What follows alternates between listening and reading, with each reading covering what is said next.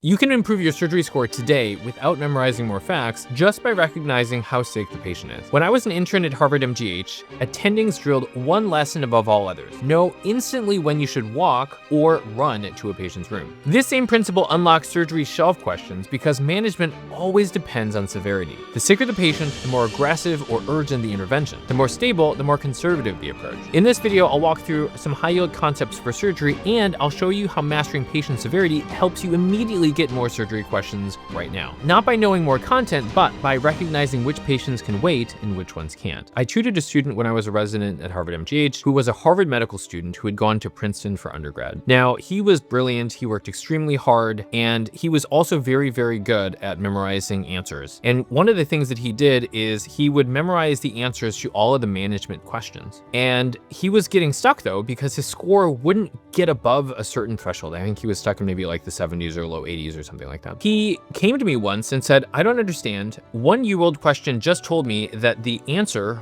for diverticulitis was IV fluids, IV antibiotics, and NPO. And then in this one, it's also acute diverticulitis, and the answer was that you went immediately to surgery. I don't understand what the deal was." What he was missing was that he didn't understand that in the case of the patient that was going to surgery, they were hypotensive, in shock, they had low urine output, they hadn't responded to getting fluids, whereas in the other case, the patient was stable. They had no signs of shock. Their organ systems were functioning, like their end organ systems were functioning, and there wasn't really other sorts of issues other than the fact that then they had diverticulitis. Again, this is a principle that you can use to get many more questions correct on your exam just by understanding this one thing. And so for the rest of this video, we're gonna go through some content, so some specific content that's high yield for surgery that you absolutely need to know. And in addition to that, I'm gonna show you how you can use this principle across multiple different scenarios so that you can get more questions correct in less time. So a lot of people have been asking about additional practice for these concepts and other some of the more common concepts on the USMLEs. We actually have a free 14-day video series that breaks down even more some of these topics, and we include some test-taking strategies that we use to help some students who have gone literally from failing to 250s or even 260 plus on step 1 or even step 2. So be sure to click on the link in the description below if you want to check it out. Here's what we're going to do. So same as before, this is the vignette. Okay. I am going to put this into the Google Doc, and then once we do so, I want you to give your pathophysiologic chronology. Okay. All right, so that looks pretty good. I want to go over my pathophysiologic chronology first to give you a sense of how it is that I would have answered it, and I'll give you another chance once we go through the material to make your pathophysiologic chronology again. So the pathophysiologic chronology summary, you can't think of absolutely every single little connection when you're in a time setting. So I always go with the summary first. So in a big picture sense, if I was in a test, this is probably the amount of detail that I would have. So it has an aortic dissection, like a type A dissection, meaning it goes back towards the heart. It extends into the heart, specifically the pericardium, where you get a hemopericardium. It's so blood in the pericardial sac, causing cardiac tamponade, which causes shock. It's about as detailed as I would get it. And we'll go into the more detailed version later, but that's in a big picture sense what's happening in this vignette. Okay, so let's talk about aortic dissection. Hadra, what are the 3 layers of the aorta? Intima, media, and externa. Perfect. Yeah, adventitia. I don't know, maybe someone does call it externa. That would make sense. Luis, can you tell us what is an aortic dissection? And what do we mean when we say the false versus the true lumen? So aortic dissection is the separation of one of the layers from another. In this case, the separation from the intima from the media layer, creating a false lumen, or creating a space between those 2 layers of the aorta, and the blood is going to start accumulating between those 2 layers, and the mean arterial pressure is going to decrease. That's good. Also, let's be clear. So what exactly is the false lumen versus the true lumen? I would say that the true lumen is the normal lumen of the aorta that makes the blood supply all the arteries distal from the aortic arch. And the false lumen is just the other one. The false lumen is the one that is created in the dissection from one layer to the other. Yeah. Perfect. Yeah. So essentially, in an aortic dissection, there's blood that breaks through, right? So you've got the intima on the inside, right? So the blood breaks through the intima and then separates basically the intima from the media. And so the false lumen is the area where the blood has separated. So it's the blood that's entered into that space in between those two layers. So that's the arrowhead. So that would be here. So it's actually shocking, right? It's actually the larger part of the vessel is actually the false lumen in this place. It's in the descending aorta versus the ascending aorta. They're more equal, right? So the yellow arrows, these ones right here, are pointing to the true lumen. And then the arrowhead, these blue arrows right here, are pointing to the false lumen. So yeah, so it's broken through. So blood is basically coming from here and it's now flooding into the false lumen. Good. And then Geetha, this is maybe a hard question because I'm not sure that you've watched this section, but do you happen to know, is this a contrast enhanced CT or a non-contrast enhanced CT? And how would you know? I think this is a contrast enhanced CT. Okay, how would you know? More so because the aorta, they appear opaque, which shows, I think, the blood. And if you could see that the lungs are, I'm not sure, this is just my assumption, they are black because it's the air that fills the lung. That's true. Yeah. No, but it's more that it's because it's bright. And so, yeah. So the lumen of the aorta is brighter, right? So that they've used IV contrast. Let's go back. So the basic idea behind contrast is this, right? So the way that an X-ray works, just a reminder of our last lesson, right? The way that an X-ray works, or sees as well, is that you have an X-ray source and then you shoot it through and then it gets detected on a detector. So if the X-ray makes it through and it doesn't bounce off one of the elements like carbon or nitrogen or hydrogen, if it doesn't bounce off of them and it hits the detector, then it'll look black. So the lungs look black in a chest X-ray because there's not a lot of dense elements. Right. The alternative is that if there is more electron dense elements like calcium or iron, phosphorus, right? When you try to shoot an X-ray through it, it's going to bounce off. And so because it bounces off, it won't hit the detector. Because it won't hit the detector, it'll show up as lighter. If you look, as a reminder, right, if you look at the difference between the two, if you remember, contrast use is, again, heavier elements, right? So anything that's higher up on the periodic table of elements, right? So this is the periodic table of elements, the thing that we learned in middle school or high school. The things that are higher up have less electron density in their core, and so, or less nuclear density. And so X-rays will tend to shine through them. So if it's just hydrogen and carbon and nitrogen and oxygen, which is what most organic molecules are, then the X-rays will be able to penetrate through them and it'll be detected and they'll look black. However, more dense elements like iodine or barium, which are used often in contrast, are dense. And so the X-rays will bounce off of these elements, won't make it through, and so they'll look lighter. And so you can see this, let's say in this picture. So we showed this last time. So if it's darker, right, again, there's not either, in this case, all of it's dark. So they didn't use contrast in this one, but they did use it here. And you can tell because it's just a lighter image. Because again, there's just more dense elements that have perfused the tissue. So you can see this in a CT because in this case, again, it's pretty bright compared to the surrounding tissue. It's very bright. And again, the reason is because you have the dense elements from the contrast where the X-rays can't penetrate through. So I think it's important to understand contrast because it's one of those things that we see all the time. And it's actually a pretty simple idea. Really basic. We just oftentimes we're never taught it or don't take the time to understand it. So any questions before we move on about the fact that this is contrast enhanced or about the CT image itself? All right. Perfect. Suja, can you tell me what is it like the Stanford type A versus type B aortic dissection? What does the A or the B refer to? I don't remember. Okay. Well, first of all, let's point out that actually pretty sure it was developed at Stanford. At least that's what they claimed when I was there. So type A just means it involves the ascending aorta, and type B means it involves the descending aorta. Yuki, can you tell us, so again, because this is bolded, this is going to show up later as a question that I want you guys to turn into an Anki card, because this is a key concept that I want you to remember. So that when you see it, when you're doing the cards, that it just becomes automatic, right? So when it's 2 a.m. and you're on a call and someone comes in and they're like, oh, there's a type, right? You're like, you know exactly what that means. Okay, so Yuki, can you tell us what the classifications mean, type A, type 2, to explain what? Right. Basically, there's the type A and type B dissections, and basically there's the ascending aorta and then there's the descending aorta. And because the type A dissection is an ascending aorta dissection, that is going to be much more serious. And the reason why specifically because of the fact that the thing after the dissection itself there's very limited blood supply. So that's going to be a much more detrimental to the body. And because in the ascending aorta, the odds are that it's going to be affecting, providing blood flow to the carotid arteries. And so then there's going to be ischemia to the brain itself. And then there's going to be a lot of damage to the rest of the body itself. And so ultimately, I believe the ascending dissection is an emergency. Very good. That was excellent. So type A, involves the ascending aorta, more prone to rupture. Also, as you point out, is the vessels that are involved are much more likely to be critical vessels, like the common carotids, for example, right? So rupture plus are more likely to involve compression of a large vessel. You virtually always are going to try to repair that surgically. Type B, Right. on rupture, oftentimes those organs are not such a,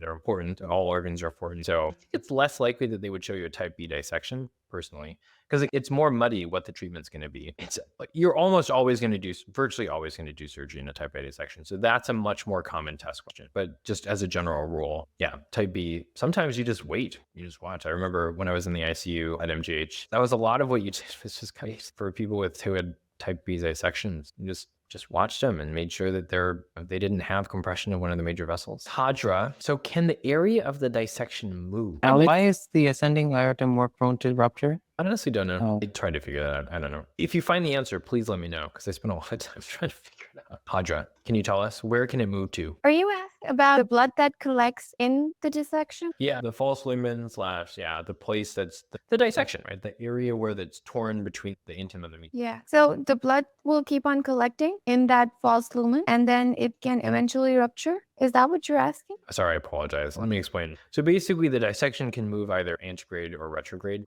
So as the intima and media are split, either proximally or distally, right? So in other words, the thing that you worry about, and the thing that Yuki was alluding to, was that the area of the dissection, like that false lumen, it's not like it's just going to stay fixed. It can expand. Does that make sense? So the area of the dissection can actually get larger. Right. So maybe it was in only the top part of the descending aorta, but then it can extend to like all the way, it could extend all the way down to, say, like the bifurcation of the aorta. That's the thing. That's one of the things that you really worry about. So Luis, do you know, why is the aortic dissection so dangerous? There's like two major categories of things that you worry about. So what are the two major things that you really worry about that we've alluded to?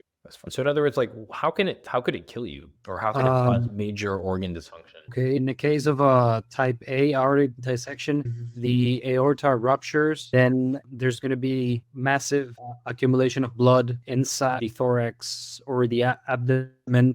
And you basically bleed out. What's the other thing you worry about? Major category of things. A cardiac tamponade. Yeah, so basically the false lumen can grow, right? So the false lumen can grow and lead to compression of, say, like the aorta itself, or major vessels coming off of the aorta. So one of the things that you worry about is compression, right? It can compress the vessel. So if we go back to that picture, look at this. This is huge relative to the overall diameter of the aorta, the descending aorta, right? They say like 75% of this is the false lumen, which is not actually feeding any of the blood vessels coming off of the aorta. So let's say that right here was like your common carotid was coming off here as opposed to here. Your common carotid was coming off of here, then you could actually compress the area of the common carotid. So the common carotid might not get any blood. If I were to compress your common carotid, obviously not good, because then half of your brain's not going to get blood. Does that make sense? Yes. So one of the things that you worry about, which is what Yuki was referring to, one of the things that you worry about is that you can actually get fusion of major vessels. So it's why it's so important, right? Because if you think about the proximal aorta,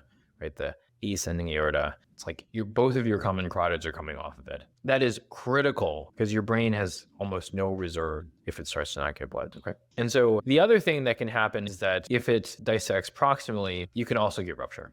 Right. So if it dissects into the pericardium, you can get a tamponade, which is what happened in this patient. It can rupture into the thorax, which, as you mentioned, Luis, can give you a hemorrhagic shock, but it can also rupture into the aortic valve itself. So you could have an incompetent valve. I think the general way to think about it is that like you can either have bleeding into an existing structure, thorax or your pericardium, or you can have compression of vertebral trees. So think of all of the major blood vessels that come off the aorta. Any of those major vessels can be compressed. So basically what you're supposed to do in a type B dissection when you're just like watching them is you're supposed to check like regularly basically the function of all of the organs that come off the aorta. You just go head to toe. So you just go and you ask, okay, so what's the first vessels that come off the aorta? Okay, well, come like chronics. Okay, well, let's ask them, how are you feeling? Are you alert? Are you oriented? Like, is there any chance that maybe you're getting less blood to your brain? And they pass that, and you're like, okay, great. Then you move down, and you're like, okay, let's think about their kidneys. So then you look at the urine output. Like, their creatinine. Oh, is their urine output good? Is there any chance that maybe they're not getting blood flow to their kidneys?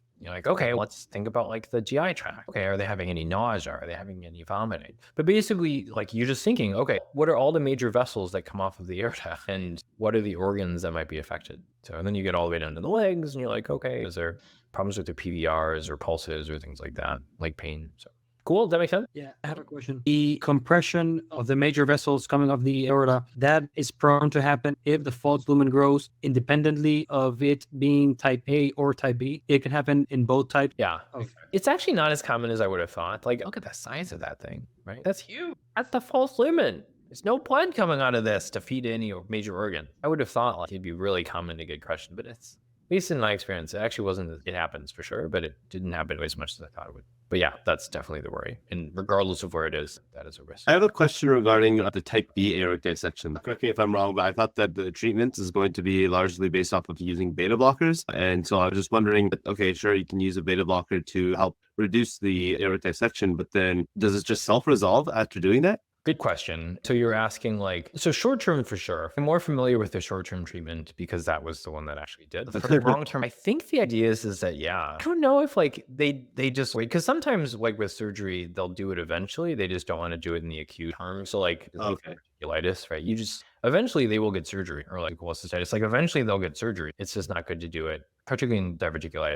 You don't want to do it while they're actively inflamed. In the case of aortic dissection, I don't know if they, so in the short term, you're right. So typically, unless there is signs of like major organ compromise, then yeah, the classic treatment is that you use like beta blockers, because you're trying to decrease the amount, both the blood pressure, control the blood pressure, but also decrease the amount of turbulent flow, which is also bad for dissection. And so that's the short term. And then you're just basically monitoring them and keeping their blood pressure low. In the long term, I don't know if it just like clots off and it just gets better. And this is one of those things that you just live with, a partially thrombosed, like a false lumen or thrombosed false lumen in the future, or if maybe they have to do like a stent or something in the future. I honestly don't know. My guess is it probably depends, but it's a great question. Let's talk about tamponade. Sangeetha, in this patient, so the dissection led to a tamponade. So why did that lead to hypotension? This is, I think, something that confuses a lot of people. So why would that lead to hypotension? And also, what was up with the pulse pressure? I think they have hypotension because the tamponade presses against the chambers of the heart, and as well as I think pumping capacity, as well as the aorta, the blood flow through the aorta to the arteries or the rest of the organs is significantly decreased. So what would the pulse pressure be? So basically what happens is the retrograde dissection that leads to rupture into the pericardium, right? So type A dissection, right? Back into the ascending aorta. Ruptures into the pericardium, into the pericardial space, you get tamponade. So the key with tamponade and why it causes hypertension is because it's pressing in on the outside of the ventricles. Right? And so if you've got something that's pushing against the ventricle and preventing it from expanding, then the amount of preload is going to decrease, which means that your stroke volume is going to decrease, which is going to mean that your pulse pressure is going to decrease, as well as your cardiac output. And again, that's going to lead to a decrease in mass. I think that's what she said. Okay, perfect. So now let's do the same thing. So let's go back to the Google Doc. I'm going to have you guys write out your answers, and then we're going to talk about it. Cool. So I'll give you another several minutes to do that. So write out your new pathophysiological chronology now that we've had time to discuss it, and then we will talk about your answers. All right, if you guys are still working, please go ahead. I'm just going to talk to some of you guys that have made yours. So Yuki, let's look at yours. So you have normal birth, develops hypertension from primary secondary cause. Sure. Increased burden on blood vessel layers. Yeah, so like a hand wavy kind of thing anyways. Irritation, sure, I guess. Kind of hand wavy. Aortic dissection. Blood flows into the aorta and it's new false. Blood does not get into the periphery, causing hypertension. That doesn't explain the pulses though. So the issue is that you didn't explain, like, it develops because the blood is backed up before the site of dissection, and inspiration leads to lung expansion and the blood accumulation in the lungs itself. I don't think that's a normal. I thought that if it was when you have inspiration, then you're going to have more blood flow that's going into the lung itself, but then it doesn't have the opportunity to go anywhere else. That is one of the reasons why your blood pressure does fall in inspiration. But a pulsus means that you have a drop of 10 millimeters of mercury in inspiration. So in other words, it's an exaggeration of the normal response. But you're not describing why this would actually happen in the case of a dissection. Does that make sense? Because you're right. That is the mechanism, I think, part of the mechanism for at least why on inspiration you would have a lower blood pressure. But yeah, remember, pulsus paradoxus means that it's more than normal. It's more than a normal drop. And Inspiration leads to the greater than 10. exactly. Yeah. Yeah. It's defined as greater than 10 millimeter mercury fall on systolic blood pressure on inspiration. Yeah. So in that case, it would be because of, again, in this, the most likely reason would be because of a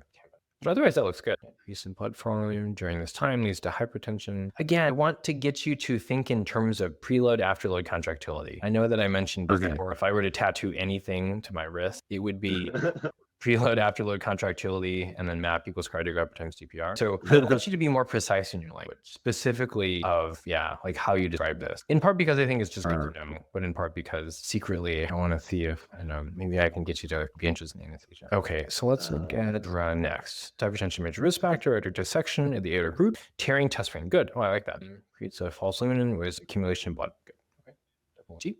Blood can't be pumped to the rest of the body, accumulating in the false lumen, starts moving proximally, causing pericardium. Good. Oh, I like that. Oh, yeah, because you explained the muffled heart sounds. Nod causes obstruction. Yeah. Sometimes tamponade is considered like I think they call it extracardiac obstructive. They make up a new category. Results in pulsus paradoxus. Remember the classic mechanism for pulsus paradoxus, guys? Let's go over that. The classic mechanism for hypotension and low stroke volume or pulse pressure in tamponade, right? The classic explanation, and the one that I think makes the most sense, is that you have external compression. Remember, we covered this in a previous lecture, so hopefully you guys made your cards on this and are doing them. If not, please do it. So external compression of the ventricles, right? And so on inspiration, there's an increase venous return because you're decreasing the intrathoracic pressure. And so then there's going to be RV filling is going to go up. Because the right ventricle filling has gone up, now that's going to bulge into the left ventricle. And so you'll get left ventricular compression. So that causes your left ventricular preload to fall, which causes, again, your stroke volume to go down.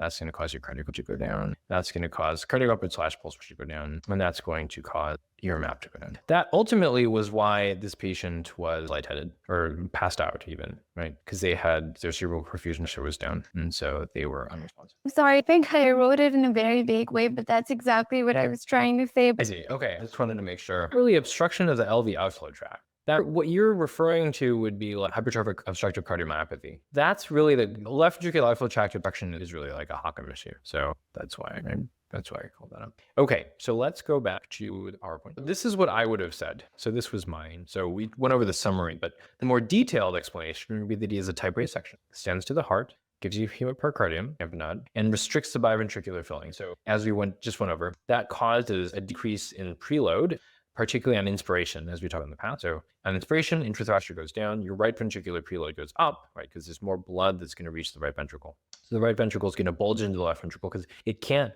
bulge into the pericardium because the pericardium now is full of blood. So it presses the left ventricle, decreases the left ventricular preload, decreases the stroke volume, which decreases the pulse pressure even more. So it exaggerates that decrease, and that's the mechanism behind the pulsus paradox. So the CT scan is contrast enhanced, and we know that because it's brighter. Right. In contrast, and we know that because it's brighter, right? In contrast, again, the whole point is that you're using dense elements so that the X-rays don't penetrate through them. Cool. Questions, concerns, Hadra? Yeah. Okay. So what I understood about the mechanism of pulsus paradox was that since there is cardiac vignettes, so we don't have free walls of the ventricles anymore. They're basically being forced on the inside, and the only free wall that we have is the interventricular septum. So when on inspiration there's more blood, and the blood can't push the walls of the ventricles, it pushes the intraventricular septum, not only against the left ventricle but also against the left ventricular outflow tract. And that is what causes the blood pressure to fall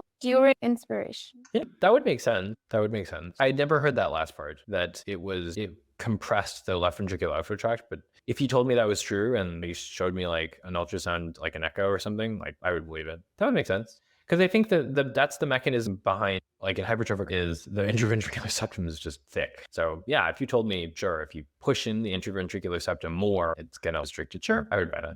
That would make sense. I don't think you need to invoke it, but it would make sense as a further explanation. Cool. All right. So we've got another one. I'm going to copy and paste this into our Google Doc. And then you just, again, write the pathophysiological chronology underneath. Perfect. In the interest of time, I'm going to move on because I want to make sure that we have time to give feedback at the end. So let us discuss what was going on. Okay. So this is the vignette, as you guys saw. So the pathophysiological chronology, again, if I was going to do this quickly, this is probably what I would say. Coronary artery disease he develops, leads to stable angina, eventually has an acute rupture of the plaque in the LAD. That's why he has a STEMI, STEMI. So really, technically, it's more ES, acute coronary syndrome.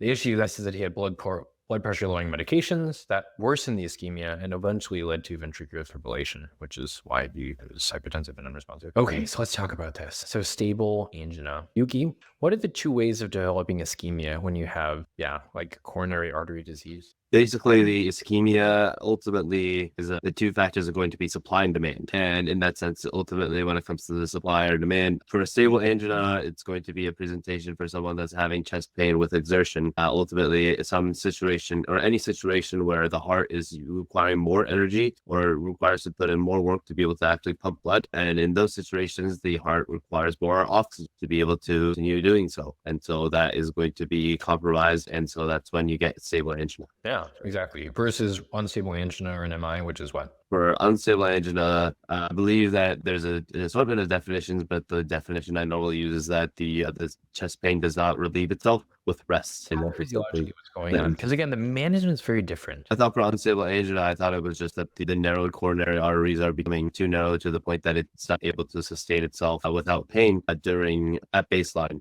at rest. But why does it? What's the normal reason that happens? Normally, it's because of something like atherosclerosis leading to narrowing of the coronary arteries. It's actually because of plaque rupture. So the question that you have to ask in general, right? This is probably one of the most valuable things I learned in internal medicine is like when someone comes in with chest pain and it's cardiac, right? You have to ask yourself, it's not just cardiac in nature. You have to ask yourself, did a plaque rupture or not? That's really the stratification scheme you need to use. Because if it didn't rupture, then you don't have to go down the route of like immediate catheterization and trying to get more blood to flow through it. But if it did rupture, you've got to go to the cath lab. You've got to do something to try to get blood to flow through it again. The way that you were implying it is like it gets to 80% stenosis and you get like stable angina and then it just creeps up on you and it just a little bit worse every day. And then like suddenly like you just realize that you're having chest pain all the time. That's not how it works. It's that you have a plaque rupture, just like an MI. You have a plaque rupture. It causes a thrombus on top of whatever's there. Or maybe it wasn't narrowed in the first place and you had a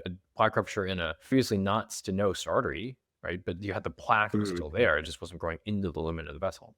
And then that plaque, because that plaque ruptured, now you have a thrombus. Now you have severe narrowing. And so that even at rest, you can't get enough blood there. Does that make sense? So it's not like, because I was like, the definition of stable angina is, it lasts for X number of minutes and doesn't relieve by nitroglycerin or rest. Yeah, sure. But that's really just to help you to try to figure out, did a plaque rupture or not? That's it. So basically, but like you said, I loved your schema. So ischemia just means that the demand is more than the supply. So the heart needs more blood than it can get. And so either you can have too much demand or too little supply, and that will lead to ischemia. Like you talked about, right? So in stable angina, so the underlying pathophysiology is that you have a stable coronary plaque that causes a restriction of coronary blood flow. And so that, when you have exertion, the demand increases. And so you'll get ischemia, right? Because again, if I increase my demand enough, and if my supply is restricted, eventually I can have ischemia. But then if I give nitroglycerin, I dilate, decreases my preload, increases my wall tension, and then causes my demand to decrease, then my ischemia will decrease. So that's why nitroglycerin in rest will help. We talked about this, right? So stable angina, the underlying pathophysiology is that, again, you have restriction of coronary blood flow so that when you exert yourself, your demand increases above the supply, and that leads to ischemia during a motion, get really upset or during exertion. And so that's why the rest of nitroglycerin helps. Again, I bolded this because, again, just like the question on tamponade, right? This is a key concept. This comes up a lot. And so I want you to make this automatic. So you put it in your Anki cards, do your cards every day, just like I did my cards on my wedding, I did my cards on my honeymoon, when my daughter was born, literally the day after the day of my step one, when I came home, right, did my cards. So you're going to do your cards and it's like when you see this in life or on your test, it's just you want it to be automatic. You just want that to be automatic. So Sujith, tell us what's the effect of rest on the pain using the pathophysiology in stable versus unstable angina? So on stable angina, you have narrowing of the lumen, but at rest, there's still blood supply going or flow of blood going through the narrowed lumens. So there's enough supply, but when the patient is exerting, the demand increase and the supply is not enough because of the narrowing of the lumen. So that's why the patient develops pain. And when he takes rest, there's less exertion in the patient, and the tissue doesn't require much of demand. So less demand and less supply, which leads to less pain. While in unstable angina, you have where the plaque has ruptured and formed a thrombus over it, leading to occlusion of the whole lumen, leading to increased demand more than the supply, where even if you take rest, the pain won't be relieved because there's still occlusion, blood supply or blood flow is not going to the ischemic areas. So the patient will develop pain despite of taking rest. Great, exactly. As you said, sufficient blood flow at rest in stable angina. So it's only during exertion, but in unstable angina, right, there's insufficient blood flow at rest. So the demand is always going to be more than the supply. So you're always going to have ischemia, which means you're always going to have perfect. So let's talk about the famous MONA HepB. So Louise, you have probably heard of MONA or maybe even the MONA HepB mnemonics. So its continued use is actually controversial, which is kind of funny. But what are the elements? Like, do you know what they stand for, MONA and HepB? It stands for M, morphine. The O is oxygen. The N is a nitroglycerin, and the A is aspirin. Good. And how about HepB? I wasn't familiarized with it, but Hep B, I guess, is heparin. And B is what? Beta blockers. Yeah, very good. Yeah, exactly. So N is morphine, O is oxygen, like supplemental oxygen. N is nitroglycerin, A is aspirin, heparin is H, and B is beta blockers. Good. Perfect. So let's talk about this. So Hadra, so what's the purpose behind the various elements? Like, how can you think about this? Why would this make sense? So morphine is to relieve the pain, and the oxygen is But why? also Just because we're nice, obviously we're nice people, right? Like pain, six vital, like sure. Okay, but like there's a physiologic reason too. Why? because I think that worsens the MI. Good. Why? Thought at least. But why? Because the pain is because there's less blood, and I think that's going to cause vasoconstriction. Just a demand thing. If I like stub my toe, what do you think is going to happen to my cardiac demand? Yeah, that's going to increase. Okay, so we're trying to One of the decrease. things where like, in cardiac anesthesia, they'd be like, yeah, you want to, if they're feeling pain, you want to treat it. Or if they're feeling anxious, you want to treat it. Because if you don't, then they can actually have like ST changes in the preoperative like waiting area. It's just like, it's a big surgery, right? I'm laughing, but it's serious, right? It's scary. If I had to get open heart surgery, like I would be terrified. And if I had, if I had like coronary artery disease and like I'm about to get like a coronary artery bypass or something, and I was like anxious and my heart rate was up and I'm like, increasing my sympathetic tone. Yeah, I will increase the demand in my heart. Yeah, that can precipitate ischemia for sure. All right, so that's the morphine, right? Treat the pain, increase cardiac demand. Great. So O is for oxygen. The little amount of blood that we do have there, that should be oxygenated. And I think it's again to do with the demand. So the demand, it's basically the demand of the oxygen. So if you give oxygen, that might compensate for the demand problem. I would argue that's more on the supply side, right? Like you're trying to increase the supply of nutrients, like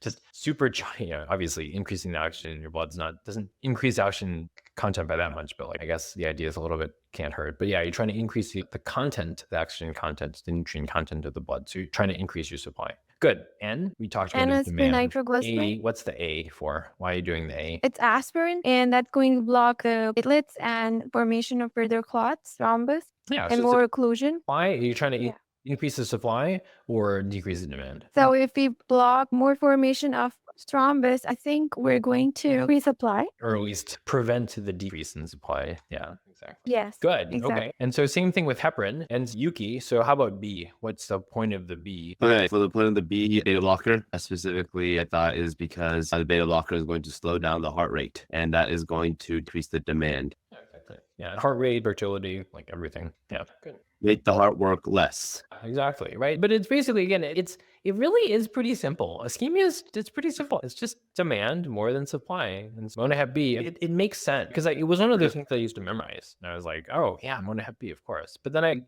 all the elements make sense if you think about it just simply from a supply and demand standpoint. You're either trying to decrease demand or maintain or increase your supply. That's it. That's also the whole point of all the treatments too. Decrease demand, nitroglycerin, or increase supply, like, a stent or, angioplasty or coronary bypass, like you're just increasing supply. So good. So let's talk a little bit about the controversy. So Sujit, interestingly enough, MONA was the standard of care in the 80s for ACS. Someone comes with acute coronary syndrome, they do MONA. But what about now? You have to include HepB also. Interestingly enough, so there's controversy with oxygen, right? So it's like everything in medicine, it's good. And like we challenge or sort of basic assumption. So oxygen, it makes sense. If the patient's hypoxemic, for sure, you want to give more oxygen. But it makes sense that giving a patient that's not hypoxemic, like normal oxygen, like increase in oxygen, doesn't really, I don't know, like the marginal increase in your oxygen carrying capacity is going to be so small that it's not really, I doubt it's going to make much of a difference. And in studies, it has not been shown that just giving someone extra oxygen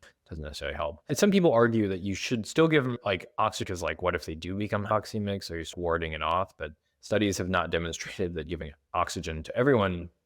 Morphine, right? Again, same thing. If you need it, sure. But I think there were some outcomes that were actually worse when they gave morphine. Nitrates, again, got to be careful. This is going to be a theme. So if they're hypotensive, you probably don't want to decrease their preload. So you can make it worse if you give them nitrates. And so specifically, so this is a hard one. Yuki, what do you think? So use the mechanism of nitrates to explain what on the EKG would make you concerned to use them. Specifically for nitrates, I would definitely be hesitant to use it when the EKG indicates more of a right ventricular MI type of presentation. Very good. And specifically, so what would you look specifically because right ventricular MIs are solely preload dependent.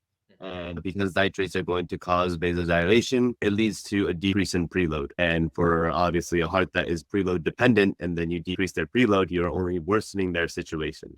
Perfect. Yeah, exactly. So what on the EKG would make you concerned? So specifically on EKG, yes, you would see SC elevations or SC changes, I guess. You would see that in the 2, 3, and AF. Very good. But that being said, though, the 2, 3, and AF is not only limited to the right coronary artery, but it can also be on the left side as well. So if that were the case, I would, management-wise, I would definitely get a right-sided EKG first and try to elaborate to see if this is actually a right ventricular MI as opposed to a left ventricular. That's very good. So basically you're concerned about a right ventricular infarct. We'll leave the right-sided EKG for now. But yeah, so basically the thing that you worry about on a test, the things that you really worry about, and definitely in life too, would be an inferior MI. Because what you're worried about is that, because again, the inferior ventricle is fed by the posterior descending artery, which in 2/3 of people comes off of the RCA, right? Right dominant individuals is come off RCA. So yeah, so you'd worry about 2, 3, and AVF. If you saw SC changes in 2, 3, and AVF, you would be hesitant to use nitrates because you'd be worried about a right-sided infarct. So again, bolded, this is pretty important. But I'd say that the big picture idea with this slide is basically to talk about how it's actually not as cut and dry as you would think. And basically the big thing to remember is you want to use these things to treat the various things, right? So you don't necessarily have to give oxygen to everyone, right? If they're hypoxemic, by all means, right? You don't just give everyone morphine without thinking, if they have really bad chest pain, it would make sense because you want to decrease the demand. And similarly, nitrates and beta blockers, you want to be careful in hypertensive patients. Luis, what is the equation for coronary perfusion pressure? Okay, the coronary perfusion pressure equals to the aortic diastolic blood pressure minus the left ventricular end diastolic volume. Boom, that was actually really good. Yeah, cerebral coronary perfusion pressure is aortic. So in this case, the C is coronary, not cerebral. Coronary perfusion pressure, aortic diastolic pressure minus LVP. Great, because again, remember the perfusion pressure is really just the pressure of the thing that is coming from minus the pressure of the thing that it's going to. So we said cerebral perfusion pressure is MAP minus ICP, right? MAP is the systemic blood pressure. That's where it's coming from. The ICP is inside the cranium. That's where it's going to. Good. So why would it be diastolic blood pressure, Hadra? Because the coronaries are perfused during diastole. Yeah, exactly. Yeah, they fill during diastole. And that's because the arteries dive into the myocardium and are thus compressed during systole. Great. So what effect would left ventricular myocardial ischemia have on blood pressure? So with ischemia or the left ventricle specifically, you're going to have a weakened left ventricle, right? With ischemia, then you're going to have a decrease in blood pressure. Good. I want you to think about it like a tattoo, right? So what you said is correct, but I want you to think about all the individual steps in between, right? Think about tattoo. Maybe even consider getting a temporary tattoo. Okay, so basically, Yuki, tell me, using the equation, what would be the risk of giving a blood pressure lowering medication in a left-sided MI? How can this become a death spiral? A blood pressure medication for left-sided MI? It's a hard question. I didn't learn this until I was a resident, third-year resident. Well, I certainly knew the right-sided, but then I'm trying to think of the left-sided specifically for it. So I'm trying to figure out, well, of course, that was for nitroglycerin specifically. But so if you have administering a blood pressure medication for a left-sided MI, leading to a problem. Just think about coronary perfusion pressure. So if I lowered your blood pressure acutely, what would happen to your coronary perfusion pressure? I believe the aortic diastolic pressure would decrease a little bit, Good. Which would and the left ventricular end diastolic pressure would also decrease, I think. probably increase, right? Because it's conducting less. Yeah. So that'll go up. That's true. And this will So go. that if that's the case, then coronary perfusion pressure in MET is going to decrease, and that's going to lead to your death spiral. Yeah, exactly. Because you're going to worsen the ischemia because there's less coronary perfusion, which is you're going to have even lower blood pressure. Ischemia leads to decrease in contractility, decrease in stroke volume, decrease in cardiac output, decrease in MAP, which is going to lead to the same problem. The lower my MAP and the higher my LVEDP, the lower my cerebral perfusion pressure. So this is a real thing. This is like what terrifies anesthesiologists, right? If you have like a left main OSS, like, and it's really bad, like you worry about getting like a little bit of hypertension because you can die, like they can die. So they can the death spiral. Yeah. So would that, I mean, so does that still make sense to, I guess, but even in that context, like it's still beneficial to still give a beta blocker because it's going to reduce the demand on the heart. Yeah, you got to be really It careful. lower the blood pressure a little bit. Really careful. Oftentimes, I think what you do is use like phenylephrine, right? Something that will increase the diastolic blood pressure.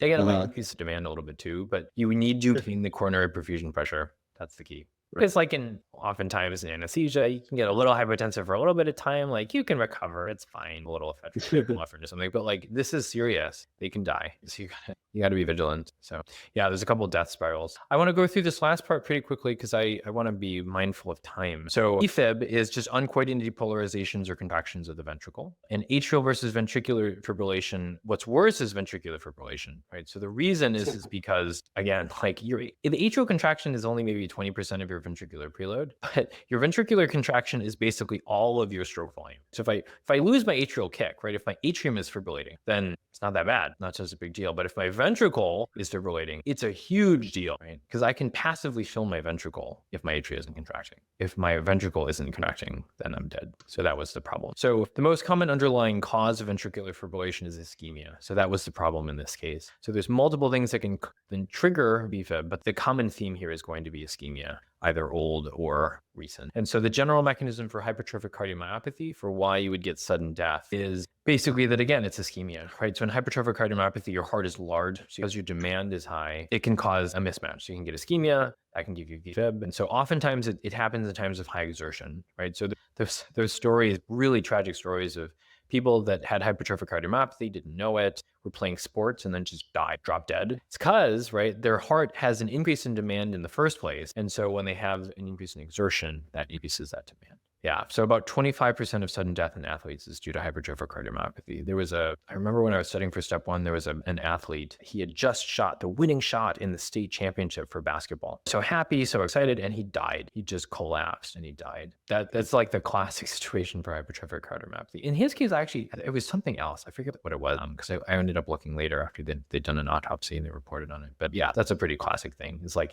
you're so excited. You're like, so I just won the championship. Yeah. And then demand increases, ischemia, VFib. All right. So we are back at our vignette. So I want you guys to take a couple minutes, finish off your pathophysiologic chronology, and then we will talk about it. Okay, so this is our situation, right? So we've got the vignette. And so let's talk about what happened. Again, summary being coronary artery disease, had stable angina, and then he had a LAD rupture that led to an anterior STEMI. And then they gave blood pressure lowering medications. Those blood pressure lowering medications basically caused ischemia. Like we talked about before, if your diastolic blood pressure decreases, then you will have this in your coronary perfusion pressure. So a decrease in coronary perfusion pressure ultimately can lead to ventricular fibrillation. So ischemia is a very big risk factor for getting ventricular fibrillation. So the more detailed explanation would be born healthy, had a bad lifestyle, develops coronary artery disease in the LAD. When demand exceeds supply, that leads to ischemia. And so that's initially why he had the reversible chest pain.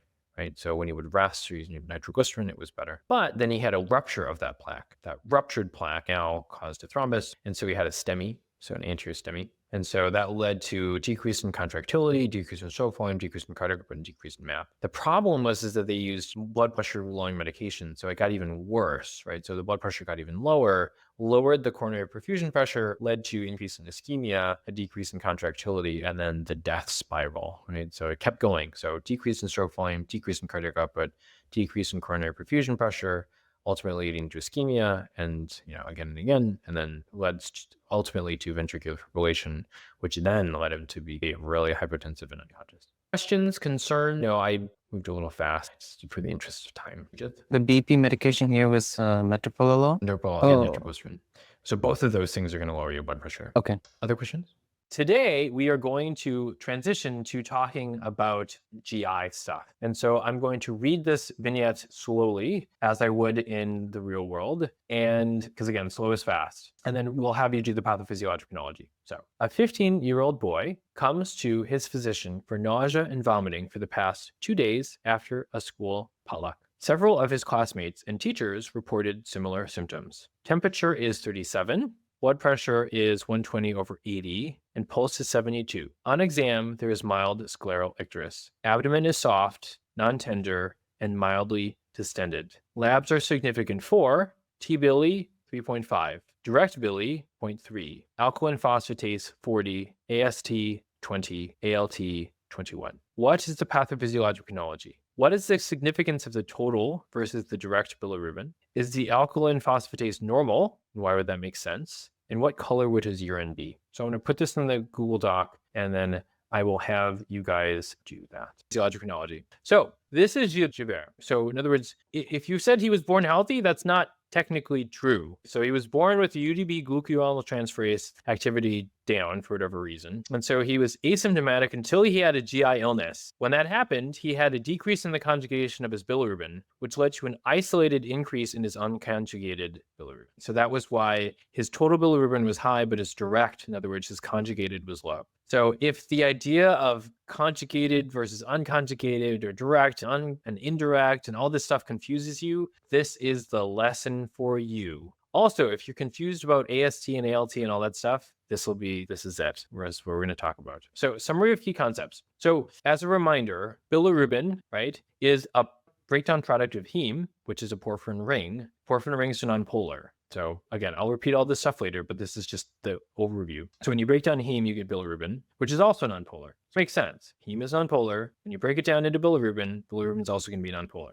Because it's nonpolar, if you want it to stay dissolved, or if you want it to not cross over and be absorbed by your GI tract, then you have to conjugate it. It happens to be conjugated with glucuronic acid by UDP glucuronidase, and that's what's deficient in porphyrin rings. Interestingly enough, so they are nonpolar, and they're nonpolar because they have a lot of conjugated double bonds. And so they absorb visible light, which means they are, for our purposes, they have color. So heme is red because it's a porphyrin ring, because it absorbs visible light because of all the conjugated double bonds. Or bilirubin is yellow because, again, it's also very nonpolar, has an alternating structure of double bonds. With single bonds. Myeloperoxidase, so why pus is green, is because, again, neutrophils have myeloperoxidase, also based off of a porphyrin ring. Chlorophyll also is a porphyrin ring. That is why it's green, right? All of these things that have color in our world, many of these natural things are based on porphyrin rings. And because they have this conjugated double bond structure, right? Where you have double bond, single bond, double bond, single bond, double bond, single bond, double bond, single bond. That is why they have.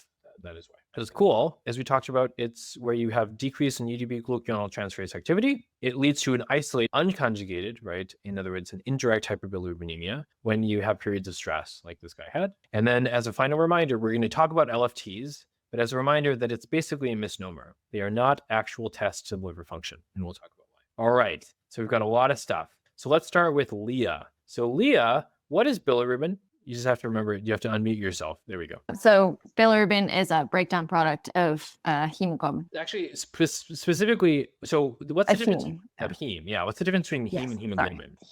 Heme, there are 4 heme molecules in a hemoglobin. Good. Yeah, exactly. Hemoglobin is the protein, right, that contains the heme. Heme is the smaller molecule that actually binds to the oxygen. So, Fong, what organ does most of the bilirubin in your blood come from? And why would that make sense? You mean liver? Actually not. No. The bilirubin goes to your liver, but what makes the bilirubin, so to speak? So the spleen? Yeah, very good. So why would that make sense? breakdown. Yeah, because that's where your blood cells are broken down. Great. So bilirubin is a breakdown product of heme, right? So the spleen is where you're breaking down all that heme. So it makes sense. And so Satya, is heme water soluble or not water soluble, and why? Heme has protoporphyrin and iron. I would think it's water soluble. let's look at the structure. So I included it here. So is this very polar or non-polar? It looks non-polar. Very non-polar, extremely non-polar. You are correct. Yeah. So if it's non-polar, is it So- going to be water soluble or not? Probably. So it's not. Yeah. It's not. It's very non-polar, right? So you can just see, right? It's like, yeah, this is definitely not polar. Right. So in general, right? So they say likes dissolves likes. It's an easy way to remember it. So water is polar. Things that are not polar do not dissolve well in water. So porphyrin rings absorb visible light. Io, what color is heme when it's bound to oxygen and why? It's just red. This is why your blood is red. Right? Oh, gotcha. It's hard to be put on the spot. This is good. It's good practice because oftentimes the questions are easier than you think. So yeah, so porphyrin rings absorb visible light. And so as do basically many things with conjugated double bonds. Fun fact, again, chlorophyll, which gives plants their green color, also is a porphyrin ring, which makes sense because porphyrin rings have a lot of conjugated double bonds. The conjugated double bond structure basically allows it to absorb light in the visible spectrum, oftentimes. So most things like dyes have a lot of conjugated double bonds, just in general, if you're interested. So Matan, what color is bilirubin and why? Yellow color. Yeah, it's like yellow. Yeah. Why is it colored and why is it not without color? Well, it doesn't have oxygen bound to it, so that removes the darker reddish brown. I'm not sure exactly why it's yellow though. Again, same thing. Sorry, I think I should rephrase these questions. Really, it's not why is it red or why is it yellow? It's why does it have color in the first place? It is color in the first place because again, bilirubin is the breakdown product of heme, right? Heme is colored, so it would make sense that if you break it down a little bit, that it would also still have color in it, right? Because again, both have many conjugated double bonds, and so they absorb light in the visible spectrum. You can see it. You can just see it here. You don't have to be a chemistry guru to see like double bond, single bond, double bond, single bond, double bond, single bond, double bond, right? Single bond, double bond. That is what a conjugated double bond is, right? We have an alternating structure, a double bond, single bond, double bond, single bond. So when you see that, you should think both A, nonpolar, and B, that it is going to absorb visible. Again, I'm trying to make this is like chemistry for MDs, right? This is very simple. So what color is poop, Moise? And why does it have color? It's yellow or dark brown. Yellow, brown. Yeah, brown. Yeah. Why does it have color? I'm not sure. Because again, so it's because it all comes from heme, right? So ultimately, it's all coming from heme. So because you have bilirubin that's broken down into urobilinogen. The urobilinogen is broken down by so bacteria break bilirubin to urobilinogen, and from urobilinogen to strokobilin. So strokobilin is the brown thing. You can see it's very similar to bilirubin. It's extremely similar, and also has a lot of the conjugated double bonds, right? Double bond, single bond, double bond, single bond, double bond, single bond, double bond, right? Cool. Nita. So what color is P and why? It's yellow because it's a breakdown product of bilirubin or heme. Yeah, exactly. And so it has a lot of what? Broken up heme. Well, it's a lot of conjugated double bonds, right? So the urobilinogen, right? Just like for poop, just like making strokobilin. But instead of, so some of the urobilinogen is reabsorbed into the bloodstream. Some of that's filtered. And then in air, I think with oxygen, it oxidizes, presumably either from just the oxygen that's in the urine or in your blood. And so that becomes urobilin, and that is yellow. But again, you can see it's just the same thing. Like they all look very similar. So it would make sense that all of these things come from the same thing, right? Heme, and that they would be colored. Cool. What important immune system enzyme uses a porphyrin ring, and what color is it? Myeloperoxidase. So in the respiratory burst, right, this contains it actually contains heme, which is interesting, right? So it can also contains a porphyrin ring. But Jana, pneumonia. What question can you ask to help you differentiate between bacterial and viral pneumonia, and why? Maybe you could ask them the color of their sputum. Yeah, you can. And that is actually what people do, what you're supposed to do. You say, do you cough? Is it productive? And then you ask, what color is it? So what color would make you concerned for bacterial pneumonia? Green? Yeah, green or yellow. What color would make you less concerned for bacterial pneumonia and think more viral pneumonia? Maybe like clear, like normal color. Clear. Yeah, exactly. Perfect. So you say, if there is sputum, what color is it? If it's green or yellow, that would indicate neutrophil presence. Since when the neutrophils break down, they're going to release their myeloperoxidase, which again contains heme. The heme, again, is a porphyrin ring, right? So it absorbs visible light, right? So if the heme breaks down a little bit, then you can actually basically get bilirubin. I'm pretty sure that's where the yellow comes from if you've got like yellow sputum. Cool. Yeah, all these things. Who knew? So depth. So abuse. right? This is something that you guys should all, right, that are going to go into patient-facing specialties should be aware of. So if you suspect physical abuse, very few abusees will say, oh yeah, like I'm being abused. Oftentimes the way that medical providers will hear it is, oh yeah, I'm accident prone, or I fell down the stairs or whatever. What physical evidence can you look for that will help you confirm that it wasn't just they fell down the stairs one time, that it's actually like multiple episodes of abuse? The location? Yes, location is definitely one of them. So what about, this is not what I was looking for, but you're right. That is one thing. And that's something that shows up sometimes. I'm sorry, what's your question? So location is one of them, right? So you can get you have defensive injuries, right? So like usually it's their forearm. But what about the bruises themselves? How are they going to look? Could it be because like frequent bruising and frequent? Not just frequent bruising, but the age of the bruises. So remember, if a bruise is just bleeding into your skin. So when you bleed into your skin, the breakdown of that blood is going to follow a very stereotyped process, right? Meaning if I have 5 bruises all at the same time, they should all look the same as they progress. So if you just fell down the stairs one time and got a bunch of bruises, then all of your bruises would be the same color. They'd all be red. However, the thing that you should look for in physical abuse is look at the age of all of the bruises. In other words, older bruises are going to have more bilirubin in them because the heme has had more time to break down into bilirubin, right? Like, sad that we have to like think about this, but there is a scientific basis. Cool? Very cool. Yeah. So if the age of the bruises don't match, they couldn't have occurred during the same incident. So if some of them are red and some of them are reddish yellow because the heme is broken down into bilirubin, they couldn't have all happened at the same time. I remember once my grandmother-in-law, my wife's grandmother, there was like a problem in the hospital and she fell. And so you can do this also in radiology. So you can look at the age of, because you can see, because like fresh bleeding is going to be more dense on a CT. So it'll look more dense. You can actually look at the age of, you can estimate the age of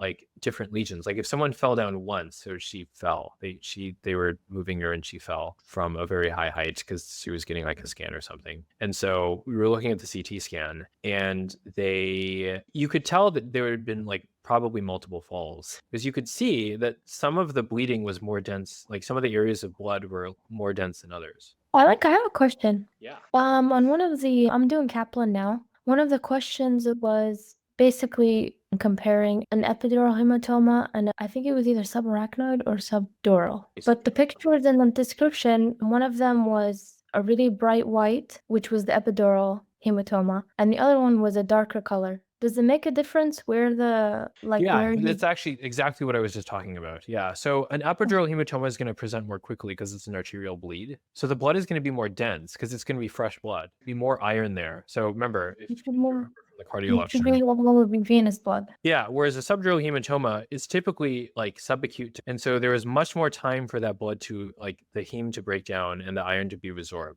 And so it will not look as dense. Okay. Cool? Yeah, same idea. I totally missed that. That's a great question. I wanted to know, it wouldn't matter the size of the bruise in terms of the color. If someone bruised themselves in different areas. Yeah, if I had a gigantic bruise, the color should be the same. It's the age that will tell what the color should be. Okay. So we are on, I think, Suja. So Suja, is unconjugated bilirubin water soluble or not? And why? It is not because it's nonpolar. Yeah, it's super nonpolar, right? Yeah. So again, it makes sense. Heme is nonpolar, bilirubin's nonpolar. So it makes sense that they would both be poorly water soluble. And so Feluke, so unconjugated bilirubin, will this be absorbed by the GI tract? Why or why not? You can, yeah. Because again, it's nonpolar. So generally nonpolar things cross pretty well. This is why like urobilinogen, which again is a breakdown product of bilirubin, can be absorbed by the GI tract and why it can end up in your bloodstream and ultimately your urine. Thank you, I didn't know. Yeah. So Feluke, what does conjugation of bilirubin do? Like, why would we do that? Why would we want to conjugate it? It's to excrete it. Yeah, so why? What about conjugation allows you to excrete it? You're right, absolutely, but why? Because we want to get rid of it. Well, true. That's the physiologic thing. But like physically, what do you conjugate onto it? Ty, what do you think? Why does the conjugation of bilirubin allow you to excrete it? Because it's water soluble, it's able to be filtered out by the nephron. True, but unrelated. You are correct. But we do not conjugate it so that we can pee it out. We conjugate it so that we can poop it out. Should I give it a try? Please. So if unconjugated bilirubin is absorbed easily, then is conjugated bilirubin not absorbed easily, and that's why it could be excreted easily? Boom. Yeah, because you conjugate it with something that's polar, right? What's that? So glucuronic acid, right? The acid itself probably gives part of it away, but so it's pretty polar. So you conjugate it with something that's polar, so that way it doesn't get absorbed by your GI tract, and therefore can stay in your GI tract and you can poop it out. Good. All right, so let's talk about some of these labs. Let's try and dig into this. So Claudia, so what does it mean? What does direct bilirubin actually refer to? So we've got total bilirubin and direct bilirubin. So what does it mean to say direct bilirubin? Is that conjugated bilirubin? That is conjugated. It refers to the conjugated bilirubin. So technically, if you're curious, just if you're curious. So the way that they measure it is they add what's called a diazo reagent, which basically goes, so if you have bilirubin, there's going to be the water-soluble kind and the not water-soluble. So it's going to split like oil and water. So the diazo reagent is going to go, it happens to be more hydrophilic. So it's going to go to the hydrophilic part, which is the direct bilirubin, right? Because the whole point of conjugating it is to make it water-soluble. So it goes to the water portion of it. And so that's why, and it reacts with it and makes it colored. And so that's basically the reaction is what you're measuring. So it's called direct bilirubin because that's what you're actually measuring. That's the thing that you're actually measuring. They call it indirect bilirubin because it's the thing that you're only indirectly measuring. Kind of cool, yeah. So Saba, what does total bilirubin refer to? Total bilirubin is both conjugated and unconjugated. So direct and indirect together. Perfect. I meant to say Saba though, but that is correct. So Saba, what do you think? Indirect bilirubin. Use what it is to explain how you would calculate it. I think you would do the total bilirubin minus the direct bilirubin to calculate the indirect one. Perfect. Yeah, that's exactly right. So the indirect is the unconjugated, right? So it isn't directly measured, right? Hence the name indirect. So you can calculate it basically by saying it's the total minus the direct. That's it. So Saba, what is elevated? Is it the direct bilirubin or the indirect bilirubin that's more elevated here? I think it's the indirect. Yeah, definitely. Because 3.5 minus 0.3 means that your indirect, right, your unconjugated bilirubin would be 3.2. So almost all of this is indirect. All right. So Miriam, where does conjugation happen? In what organ? In the liver. Boom. And so the biliary system is split into two parts, the intrahepatic and the extrahepatic. So Miriam D, what would be considered part of the intrahepatic biliary system? I know there's like the main vein and then there's like all these cells right beside It's okay. I didn't know this. I had to look it up. It's the right and left hepatic ducts. So Rosa, where's the extrahepatic biliary system? It would be whatever is outside the liver. Yeah, basically, everything that's not the right duct, the common bile duct. Great. So this is just something that's interesting, but do you happen to know, Shama, do you know what's the difference between PBC, primary biliary cholangitis, which used to be called primary biliary cirrhosis, but they changed it. So PBC, primary biliary cholangitis, versus primary sclerosing cholangitis. Do you happen to know what the I difference? believe so. Primary biliary cholangitis is what used to be called like primary biliary cirrhosis, and it's autoimmune in middle-aged women, and it's intrahepatic like fibrosis, like duct fibrosis, compared to like primary sclerosing cholangitis would be extrahepatic like fibrosis. Almost, very close. That was exactly right, except that PSC is actually both extra and intrahepatic. Cool. So PBC is intrahepatic only, and then PSC is basically both. But yeah, that was good. All right, Leah. So unconjugated bilirubin. So use whether it is water soluble or not to explain whether an unconjugated hyperbilirubinemia would lead to dark urine from so if you have unconjugated bilirubin in your blood. Yes, it is because it's the unconjugated version is not water soluble, is what we talked about. True, but why would it end up in your urine then? Because isn't your urine water? So why would it go to your urine? It doesn't actually. That's the punchline. Okay. It doesn't lead to dark urine. I love the thought process, but yeah. So it's poorly water soluble, and because of it, so I want you to tell me why it would not lead to dark urine, because your reasoning was correct. It was just the final step. So we said it's not water soluble, so then it is not going to be excreted in the urine, so it's going to stay in the blood. Perfect. Yeah, because it stays bound to albumin. Most nonpolar things in your blood are bound to albumin, like just in general. Yeah, bilirubin being one of them. Or if you remember, like from biochemistry, right? Like free fatty acids basically bind to bilirubin. That's how they're transported in your blood. But yeah, so it doesn't. In other words, it doesn't end up in your urine. It stays bound to albumin. So how about Fong? So Fong, would a conjugated hyperbilirubinemia lead to dark urine or not? Why? Yes, It would. Good. Why? because it's water soluble and it secretes from the liver cell and to the blood and get to the urine. Yeah, exactly. So another way that you can differentiate between a direct and indirect hyperbilirubinemia on questions and in life is look at the color of the urine. Tea-colored urine or dark urine, it tells you that there's conjugated bilirubin, usually. Satya. So if you had a complete blockage of the common bile duct, what color would the stool be and why? The stool would be pale because there's no bile coming in and Yeah, exactly. Specifically, there'd be no, bilirubin coming in. So if there's no bilirubin, there's no urobilinogen. There's no urobilinogen, there's no stercobilin. And so there's nothing that's going to give the stool the brown color. So classically, they say like clay colored. yes. Boom. Isn't that cool? I know what some of you guys were thinking at the beginning of this. You guys were like, oh my God, are we really going to be talking about porphyrin rings? Really? And he said that this was going to be step-2 related. So just by understanding that one principle, you can explain so much. The color of bruises, like how cholestatic, like how cholestasis is going to present, the color, like why you ask the color of sputum, why pus is green and yellow, right? All that stuff. So Io, if you had a complete blockage of the CBD, the common bile duct, what color would your urine be and why? It would still be dark red in color, so it may still, well, it's blocked. Is there a way it could find its way into the serum It and does. It does. Yes, it does. Yep. and the filter through the kidney? It would be dark red, Dark. Not honestly red. Remember, because it's bilirubin, not heme. dark yellow. Yeah, just like dark yellow. Yeah. Just Yeah. like normal color, just really dark. Amber. Exactly. Because again, it's because think, and it's because you have conjugated bilirubin there. It's not a heme. So hemolysis can give you, right, like red blood or red. Myeloperinuria can give you red urine because the heme is still red. So the heme will make your urine turn red. And by the point that it's gotten to the common bile duct, you've got unconjugated bilirubin, goes to your liver, gets conjugated, then goes into your common bile duct. So if this is blocked, then all that conjugated bilirubin is going to back up into your liver and then enter your bloodstream. And so it's the bilirubin that's getting into your blood. And so that, because it's conjugated, as you pointed out, stays soluble in the serum. So that will be able to be filtered through the kidneys because it's not bound to albumin. And so that will enter your urine and it will just make the urine dark yellow. Cool? Yes. Yeah. Matan. So what enzyme performs conjugation of bilirubin? It's that one with the long name. It is. UG. There's two of them. Oh, there is UDP. Am I right there?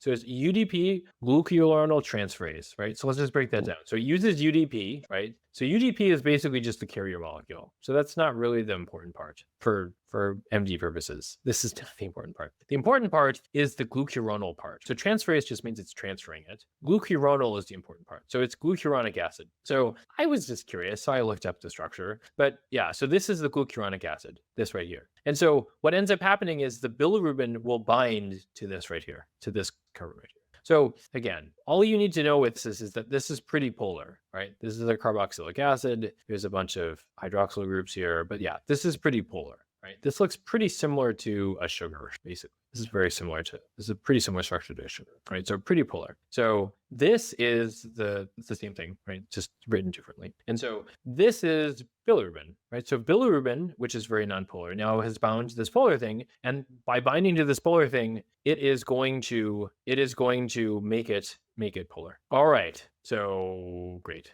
So Gilbert, what effect does stress have on UDP glucuronal transferase activity? So Nita, what do you think? I'm not sure. I guess it would decrease the activity of the enzyme. Yeah, Not sure. good. That would make total sense, right? Why would it make, So I spent a long time looking. I was trying to find some really great principle that was like, oh, fasting or stress like always decreases liver enzyme activity, but it's not like that. It really is quite complicated. Yeah, this is just one of those facts you have to either accept or memorize. But yeah, but again, remember, Gilbert always happens, like the classic one is like some poor medical student that's stressed and doesn't eat because they're cramming for a test or something, and then their eyes turn yellow because they've got an unconjugated hyperbilirubinemia because their UDP glucuronal transferase activity goes down.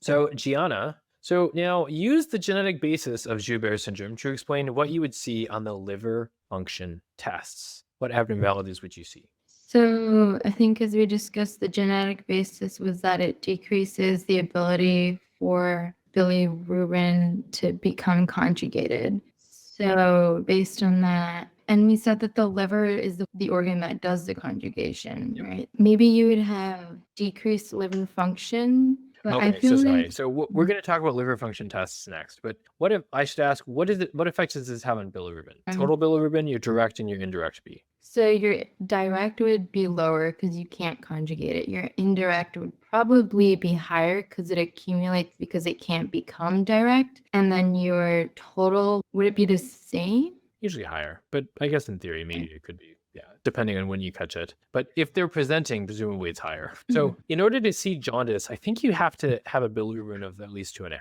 Yeah, it is. If they're coming in, it's because they're symptomatic. So yeah, it would be high. Right. Yeah, so good. So UDP glucuronal transferase activity is low. When they're stressed, it gets even lower. And so they can't conjugate bilirubin well. And so they get an isolated unconjugated hyperbilirubinemia. Great. So let's go through some labs. So Deb, so in our Gilbert patient, can you explain the bilirubin labs? So again, T-bili was 3.5, D-bili, direct bili was 0.3. So the lab finding is indirect hyperbilirubinemia is compatible with isolated unconjugated hyperbilirubinemia in Yes, perfect. Yeah, so problem with bilirubin conjugation, more unconjugated, so T-bili is up. However, because of the poor conjugation, your direct bili is not elevated, as Jenna pointed out. So good. And as you also pointed out, it's an unconjugated hyperbilirubinemia.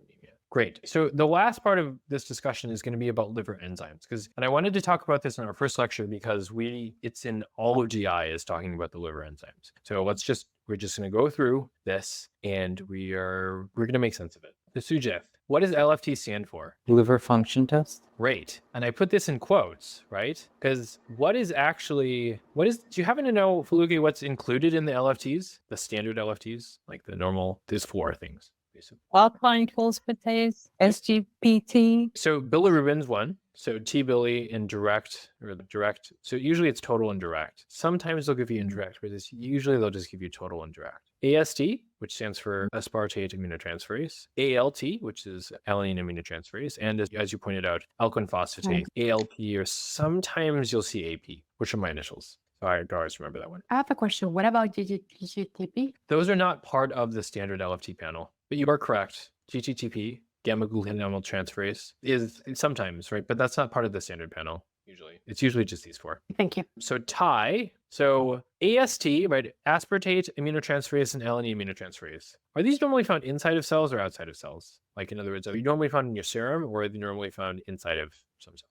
I think they're typically confined to the liver. Yeah, they're a little bit more broad than that. I think it's like in muscle cells in general, and ALT is found in some other things. But yeah, but generally they are only inside of cells. They should only be inside of cells. So in other words, AST, ALT, these are supposed to be liver cells, right? So they are normally found only inside of cells, not in the bloodstream. They would only be found in the bloodstream in very small amounts. So TI, so when we measure these LFTs, what are we actually measuring? Like, where are we actually measuring it? In the serum? Yeah, we're actually measuring it from their blood. You do venipuncture, you draw some blood, and then you're looking at it in the blood. But again, these are only supposed to be found inside of cells. So Claudia, so AST and ALT. So if these are elevated on a serum test, what does this indicate? Cellular damage. Exactly. So this is one of the things that really confused me when I was a medical student. It was like, oh, we're measuring these enzymes. So I was like, so there's more enzyme activity in the blood?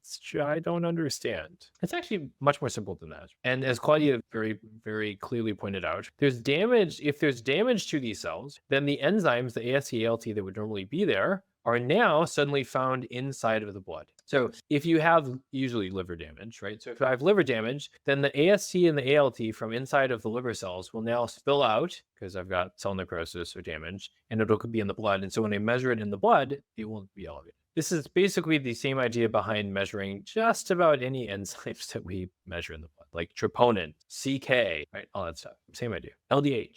So Paula, so alkaline phosphatase, right? What organs release the majority of it? Saba? Is it the bone and gallbladder? Oh, pretty much. Not as the gallbladder. It's actually liver, which I was actually surprised with. I actually didn't realize. I had to look this up. I was like, I wanted to make sure. But it's actually liver, which is interesting. I actually didn't know that. But bone, yeah. So bone and liver. So you can also, just for your knowledge, it's also released from the placenta. So sometimes on questions, you'll have some pregnant women in the first trimester, and she'll have high alkaline phosphatase. You should still probably check a GGTP just to check, but it's probably from the placenta often. So yeah. So what role is it thought to play, Jay? Do you happen to know what role it's thought to play in bone? I don't think I knew this at your stage. I know it's released if there's bone breakdown. Interestingly, it's actually released when there's bone buildup. It's actually thought to have a role in normal bone mineralization. So phosphatase will cleave pyrophosphate, which is a complex thing, but pyrophosphate generally will inhibit bone. So it destroys an inhibitor of bone formation. So it's a double negative, right? So it destroys an inhibitor. It inhibits the inhibitor, so it causes bone mineralization. Thought to be. The funny thing is that no one actually knows what alkaline phosphatase is used for. I spent a lot of time looking, but everywhere I looked, they said, we don't actually know what most of these alkaline phosphatases are doing. I was like, oh. So Miriam D. So use the proposed role in bone to explain what bone conditions it's elevated in. Anytime you have bone turnover, so I would say osteoporosis, osteomalacia. So close. You are correct about the osteomalacia. So vitamin D deficiency, right? So kids are osteomalacia, right? It's not, you don't really see an osteoporosis so much. But anytime that you are actively making bone or you are trying to make bone. So vitamin D deficiency, you're not sorry? Like not in when you're losing bone density. You would not see an increase in alkaline phosphatase if you're losing bone. But if your body is making bone or trying to make bone, so if you're making bone like Paget's, you see an increase in bone. Vitamin D deficiency, you're not necessarily seeing an increase in bone formation, but it's like your body's trying to make more bone. That's why they say they have more osteoid, right? The osteoid is basically just like the collagen. So you are trying to lay down all that collagen and you're trying to mineralize it. You just don't have the calcium and phosphate to actually mineralize it. But you're trying to, right? Which is why your alkaline phosphatase is increased. Cool? Yep. Yeah. Again, interestingly, we don't really know what alkaline phosphatases are supposed to do in most cases. We've got an idea in bone, but that's about it. For the liver, I don't know. It's funny. We don't actually know what the kidneys are filtering out that's so bad. We know that it correlates with having high creatinine and urea, but it's not your creatinine and urea that are bad. So interesting how much and how little we know about medicine all at the same time. So Rosa, so alkaline phosphatase. So elevated levels indicate what in the liver? Why is this thought to occur? In the liver, would it be production? No, I don't need that one. Yeah. So, sorry, Saba asked the question. She said, would you also see elevated alkaline phosphatase in prostate cancer mets? I think so, yeah, because prostate cancer, I believe, is osteoblastic. So if you're making more bone, then yes. But to return to Rosa's point, so elevated, yeah. So interestingly enough, so biliary obstruction, the thing that you must know, the thing that you have to understand is that biliary obstruction leads to an increase in alkaline phosphatase. So I thought for the longest time that this was because alkaline phosphatase spills into the blood, that you block the biliary tract. And so just like bilirubin, right, you conjugated bilirubin that basically spills into the bloodstream. I thought that the same thing was happening with alkaline phosphatase, that somehow there was alkaline phosphatase within the lumen of the biliary tract and that it would leak into the bloodstream. It turns out that's actually not true. That's actually not the reason. The reason is because you increase synthesis of it anytime you have biliary obstruction for reasons that are beyond me. I do not know why. But yeah, it's actually because of increase in synthesis. Because I think that's important. It's an important distinction to make because, again, you would think if it was something that was, again, it's found in liver cells. So you would think that any time that you had damage to liver, you would also see an increase in alkaline phosphatase. But that's not really true to the extent that you'd think, right? You would think that AST and ALT and alkaline phosphatase should all increase by the same degree if you had liver damage, like hepatitis. But that's not actually true. AST and ALT go up much more than alkaline phosphatase does. Alec, one question. The normal levels for AST and ALT would indicate just the turnover of the hepatocytes, like the normal damage to the cell membrane of hepatocytes, therefore allowing usually necrosis, right? But damage in general to hepatocytes. And so release of AST and ALT into the bloodstream. If there is something that is causing major damage, then that's when we see the levels like substantially increase. Yes, exactly. Yeah. So like usually it'd be like really bad hepatitis or shock liver where you get like ischemia to the liver for a long time or acetaminophen toxicity, like really bad Tylenol toxicity to the liver. Yeah. Those are the classic ones. Yeah. Yeah, but it makes sense. Whereas alkaline phosphatase, again, sorry. I'm getting ahead of myself. So Shama, so if you see an elevation in alk phos, what test should you order next and why? You would get a GGT to check if it is from the bone or just the biliary tract, the liver actually. Yeah, exactly. GTT. I don't know what's GTTP, transfer race. I don't know, because sometimes it's written as GTTP, but I don't know where the P comes from, in fairness. So it's more specifically, because so GTTP is found more in the biliary obstruction rather than elevation for other things. So yeah, so exactly. If you're trying to differentiate between bone or like placenta, so like in a pregnant woman, you're going to see an increase in alk phos. You should probably still check a GTTP just to see if they're having biliary obstruction or if it's just because of the placenta. Cool. All right, Leah, we are back to you. So in our Gilbert patient, explain the AST, ALT, and alk phos. In alcoholics or patients that drink a lot, why is the GGT elevated? I don't know. I looked for that. I don't know. It's a great question. It is true, GGTP is elevated in alcoholic patients, but I don't know why. If you find it though, I have faith, Matan, that you'll find it. If you find it, you tell me. All right, Leah. So in our Gilbert patient, explain the AST, the ALT, and the alk phos. So the alk phos 40, I think, is within the normal range. And I think for the AST and the ALT 20 and 21, those are both within the normal ranges as well. So the Gilbert patient he's born with the condition, and you're not having any sort of injury to the hepatocytes like we were talking about. So your AST and ALT wouldn't be expected to rise. And the alk phos also, the liver isn't, so when you're not having any bone issues and your liver is not being injured, I guess I would say. So same thing. Again, this is why I know it sounds silly that like you should learn why alk phos is elevated, but remember, even though it's in hepatocytes, the reason why it's elevated is not because of liver damage. Usually when it's elevated a lot, like when it's disproportionately elevated, it's not because of liver damage. Why is it? Under what circumstances is alk phos disproportionately? Biliary obstruction. So you wouldn't expect, that's not a biliary obstruction problem, so your alk phos isn't elevated. So I loved your reasoning, right? You were like, it's a problem with conjugation. So you wouldn't expect the AST and the ALT to be elevated. That's great. But also remember that the alk phos wouldn't be elevated. You could use similar reasoning, but really the reasoning that I think would be more precise is to say you don't have biliary obstruction, therefore biliary obstruction or bone formation or a placenta. So you don't have alk phos elevated. That's good. Yeah. I have a random question too, just about the alk phos. You said, I know the placenta thing, I've seen that before in questions, is if you have a teenager or something, I've never seen that in a question, but if they're like growing a lot, does that? Oh, great question. Yeah, actually, in my reading of this, apparently children can have elevated alk phos. Yeah, like kids. I don't know about maybe. Oh, you mean someone going through a growth spurt? Presumably. Yeah, I don't know. I just hadn't seen that before, but No, it's a great point. Yeah, it's funny because I was reading, I was like, yeah, if you Google it, you're like, oh yeah, oh interesting. Like they'll list the populations in which you see it normally. But yeah, children are one of them. Matan? Patients with fractures as well, right? Yes, I think so. Yeah, because again, you're building bone. Yeah. Yeah, it's pretty cool. I know. Yeah, it is valuable to learn why. I know that in medical school, they don't teach us this, but it is valuable because then you can basically predict, which is great, Leah. That was fantastic. It was such a good question, right? Because that's exactly the kind of reasoning that you want to have, both on tests, but also just in life and in your clinical practice, because it would make sense. It just makes total sense. All right, so Fong. So LFTs, use what is measured to explain why the LFT, the liver function test, is actually a misnomer. Miss is wrong, or I think bad.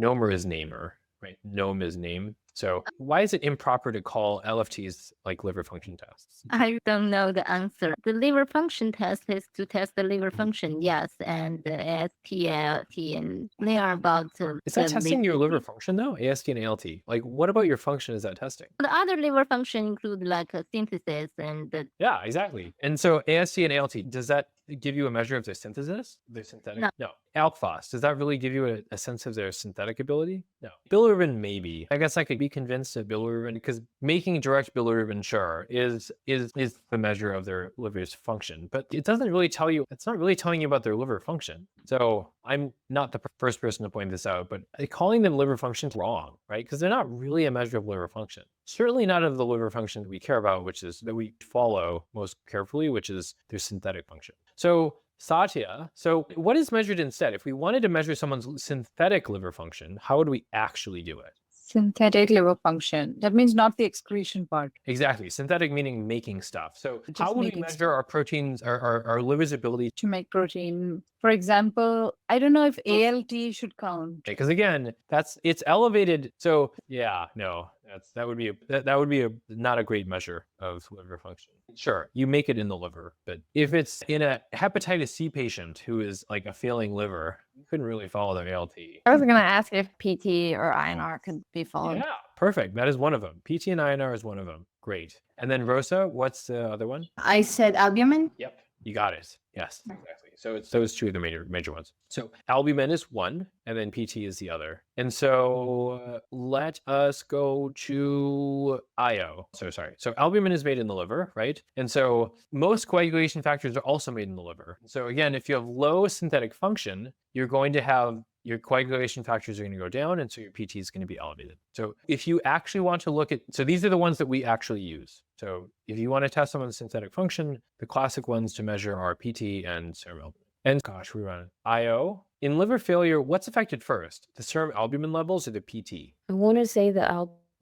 Try again. PT? PT is affected first. Do you happen to know why? Because if there's a decrease in the function, then there won't be production of the proteins, which is one of the proteins that it produces is the protein. So true. Although, so the answer actually has to do with half-life. So what has a longer half-life, do you think? All of the coagulation factors or albumin? Albumin, I want to say albumin has a longer half-life, but yeah. So if I were to stop making all proteins, what levels are going to decrease first? The coagulation factors will decrease first. Exactly. Yeah. So PT is affected first. That is because factor 7 in particular has a very short half-life, somewhere in the order of 3 to 6 hours. So in other words, if I stopped making proteins, my factor 7 levels within 5 hours would be half. And then within 10 hours, 6 to 12 hours, they would be like a quarter. So that's very quick. So within a day, I would have basically very little factor 7. It takes about 5 half-lives to get to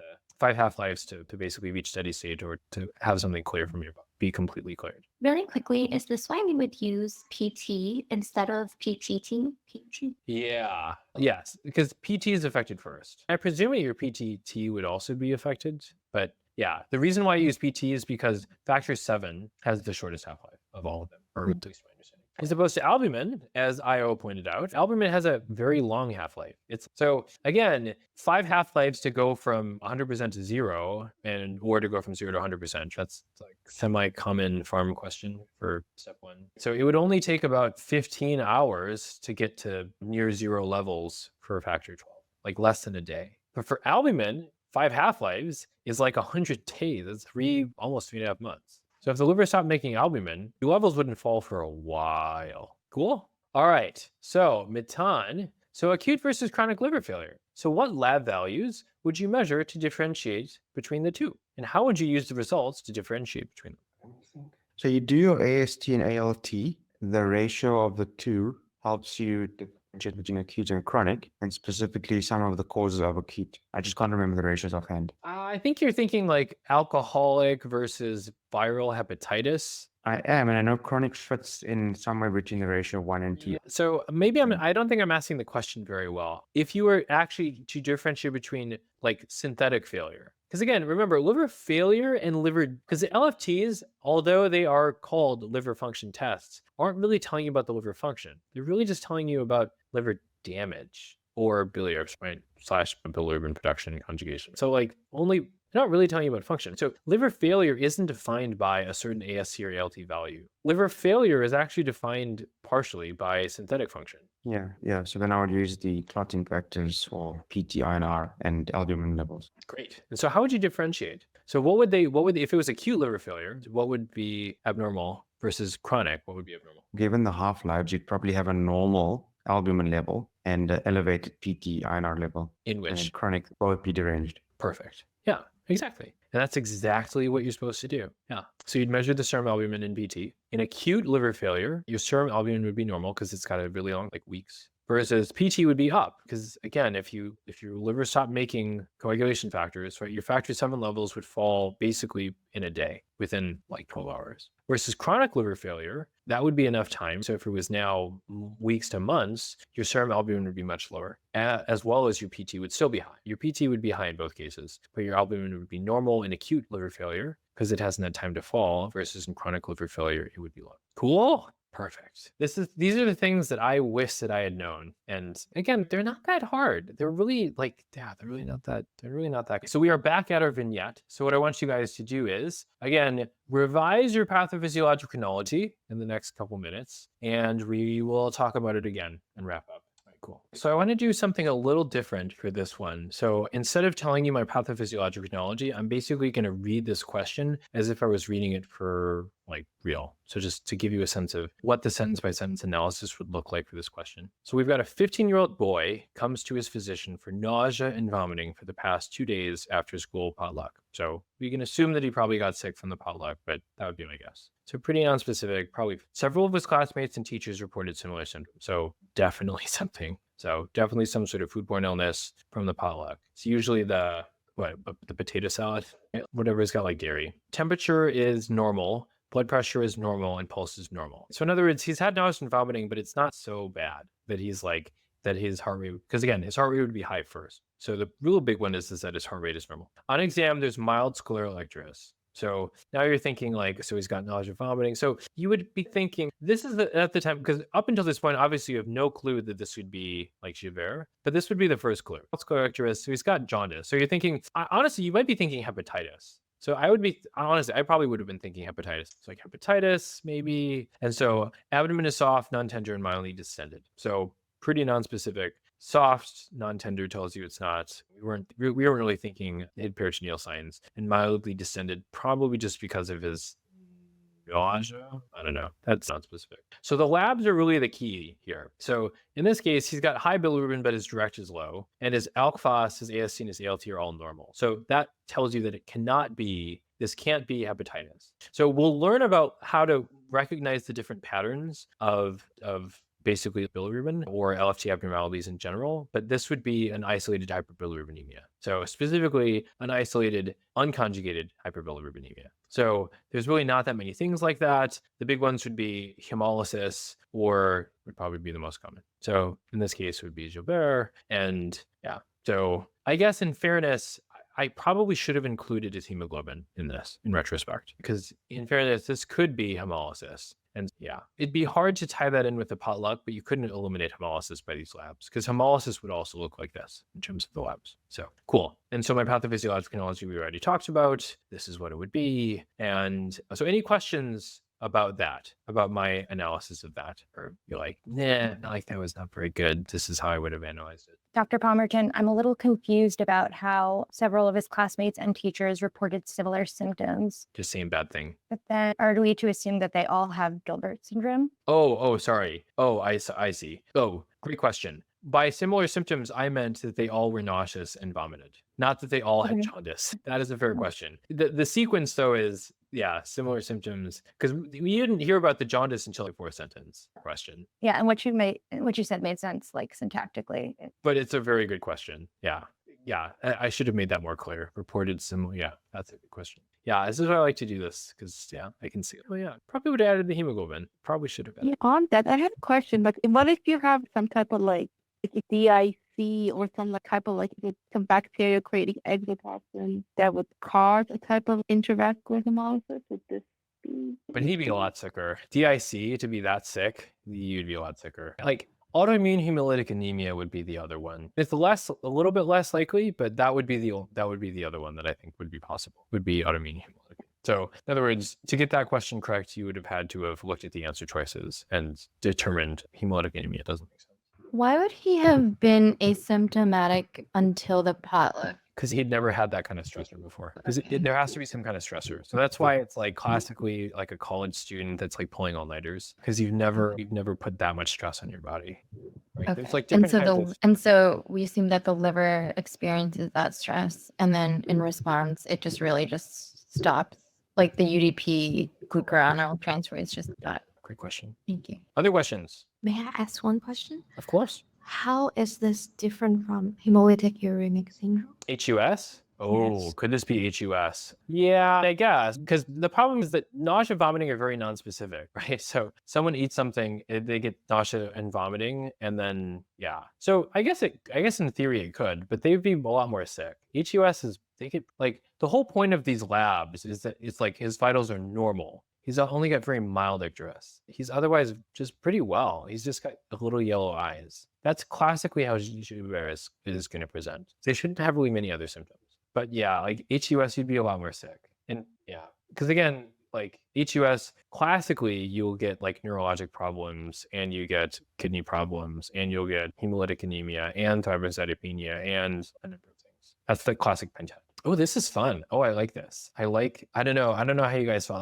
I've been thinking about doing this of just, instead of just rereading the question, just read it as if I was like taking the test. But this is, I think could be. Yeah, that was really helpful to hear your thoughts as you were reading each, I guess, symptom. Cool. Yeah, I think I'll do that because it doesn't take that much more time. So Bruce says, yes, very useful, as does Sujith. Great. Awesome. We are back to our summary of key concepts. Again, I won't reread it, but it's fun, right? It's fun to think that something so simple like a porphyrin ring in heme can be tied to jaundice and bilirubin, right? There can be tied to the color of your urine if you have cholestasis, if you have biliary bile stuff, right? It can be tied to the color of urine just period because it's a urobilin. It can be tied to the color of your poop being brown or the color of your poop being clay colored if you have no bilirubin getting into your stool. You can tie it to the color of your sputum. Your sputum, if you've got bacterial pneumonia versus if it's clear, if you've got viral pneumonia or just pus in general, right? The green color of all the wonderful green things in spring and summer. It's pretty cool. It's all very similar. Gilbert we talked about basically is a way of talking about all these things. And we talked a lot about LFTs, right? Alk phos, and how you can use the fact that it's increased in bone production to explain varied things like why would you see it in like children that are undergoing a lot of bone growth or in fractures or in biliary obstruction or all these things. You can explain it. Why is AST and ALT higher in really bad liver damage? All these things. It all has a logical basis. So thank you so much for this. And yeah, I'm looking forward to next time. We're going to talk next time. About more about this. And yeah, we'll talk about, it's actually about Coombs. So Alec, before you go, yeah, please. There's another disease. I think it's Crigler-Najjar or one of those. Yeah, so Crigler, I don't know how to pronounce it. So Crigler-Najjar is where it's basically a really extreme form of where you basically have no or extremely low UDP glucagonol transferase function. So they present basically at birth, and it may not even be compatible with life depending on how severe it is. Cool. Yeah. Satya asks, can we do more PCs? That's super helpful. What do you mean by PCs? The pathophysiological chronology. It's just helpful to think how you're thinking. Oh, yeah. Oh, every single time we do, this is what we end with, is the pathophysiological chronology. So cool. Thank you. Glad. Yeah, absolutely. All right, guys. Any other questions, thoughts, concerns? I have one more question. How do we get from, I guess, the GI bug, the gastric stress, to the low activity of UDP? We already know he has low activity of the UDP glucagonol transferase. Is it an elevation in bilirubin that causes that decreased conjugation to be a problem? What is in between gastric stress? No, it's actually the stress itself causes the UDP glucagonol transferase activity to go down. So your baseline bilirubin is... So normally like you have enough. So in other words, you have enough UDP glucagonol transferase activity without stress that you can conjugate all the bilirubin that you produce, or a normal amount of bilirubin. It's just that in Gilbert, because I think under normal circumstances, UDP glucagonol transferase activity decreases. And so Gilbert, they have like slightly decreased levels. You can think of it as they have slightly decreased levels at birth. So normally that doesn't cause a problem. However, when you get stressed and your UDP glucagonol transferase activity decreases even more, now it suddenly becomes a problem. Now you do not have enough activity. How does that explain the total increase in bilirubin? Because you can't conjugate it. So because you can't conjugate it, you can't eliminate it. Sorry. Yeah, that makes sense. Cool. Got it. Oh, yeah. Great question. Fantastic question. Yeah. I don't think I did not make that clear. So yeah, Cool. I have a question to follow just that up. You said you can excrete the bin that's just farmed. Wouldn't that go as bilirubin and just be out? Because I would think either it's conjugated or it's unconjugated. So if I'm not able to conjugate it, then the unconjugated bilirubin should just be absorbed through my intestine. Yeah, exactly. So then I will. Your bloodstream. Or So it go- wouldn't even oh. make it into your GI tract in the first place, presumably. Oh, Right. yes. But it's not conjugated. Remember, like in general, things that are non-polar are absorbed pretty well. Things that are not, the things that are polar are not. So morphine is very polar. It's like you have to take many times the amount of morphine orally as you would get, because oral morphine is not absorbed well because it's very polar. Fentanyl is very non-polar. Fentanyl, IV and oral are like very similar in terms of their overall effect. That's why they make like fentanyl patches. That's why they make fentanyl lollipops, because you can absorb it really well. It's non-polar. All right, guys. Well, thank you very much. Take care. The question is asking what is the tubular osmolarity compared to the serum in each of these three places in nephrogenic diabetes insipidus. And so we all agree that the medullary collecting duct would be hypotonic compared to the serum because you don't have the ADH to reabsorb your water, which would normally be occurring in the medullary duct. Stop me if I'm like wrong or. Exactly. Okay, and then at the juxtaglomerular apparatus, we're also saying that it would be hypotonic because a normal person would respond in the hypotonic situation by releasing ADH or even your RAS, but she can't do that, but it would still be hypotonic. And then I was a little hung up on the proximal tubule because I know that it has isotonic reabsorption. And so I was wondering if compared to the serum, even though our serum is lower, not as concentrated as ours would be, it would be isotonic. So who would like to answer that question? So what is the osmolarity in the proximal tubule? Who can answer that? If you don't say anything, I'm going to pick on you guys. Let's go with Mo. Mo, what do you think? It's isoosmotic. ISO. Okay, and why is that? Why is it isoosmotic?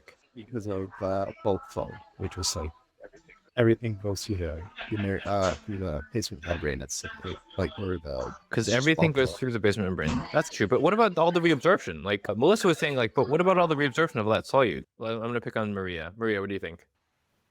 I know that fluid is supposed to be isotonic. It's supposed to be isotonic.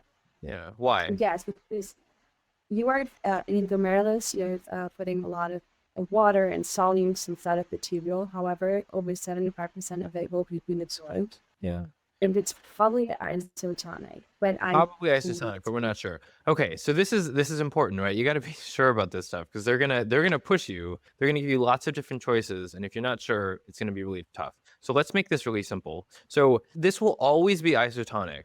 The reason is that you are absorbing water and solute at the same time. So water can follow the solute in this case, okay? Which means that if I take out solute, I'm going to have an equal amount of water loss, which means this is always going to be isotonic. So these questions that you guys get, they're going to try and trick you, but this is always going to be isotonic, no matter what. No matter if you give them diuretics, it doesn't matter. It's always going to be isotonic. Okay. Now let's talk about the descending portion. So what allows it to get more hypertonic as we go down? We talked about this last time. So I'm going to ask Lindsay, why does this become more hypertonic as we descend? Down the thick descending limb? Yeah. Okay, because you are only permeable to water, and so your water is being reabsorbed, but your solids are staying in the lumen. Perfect. Okay. And so Chris with a K, why would it become more hypertonic as we go down? But yes, it's only permeable to water, but so what? Like, why would water choose to leave? Because that's essentially what we're saying, right? When we think about countercurrent multiplication, if we look at what the thick ascending limb does, it kicks out all the solute into the medulla. Kind of. Let's put a nickel down. I want you to be precise. Okay, so you can think about it as moving all the solutes into the medulla from the limb. So the purpose of that is that the entire medulla can become more salty, as it were, and then water from the descending limb will follow.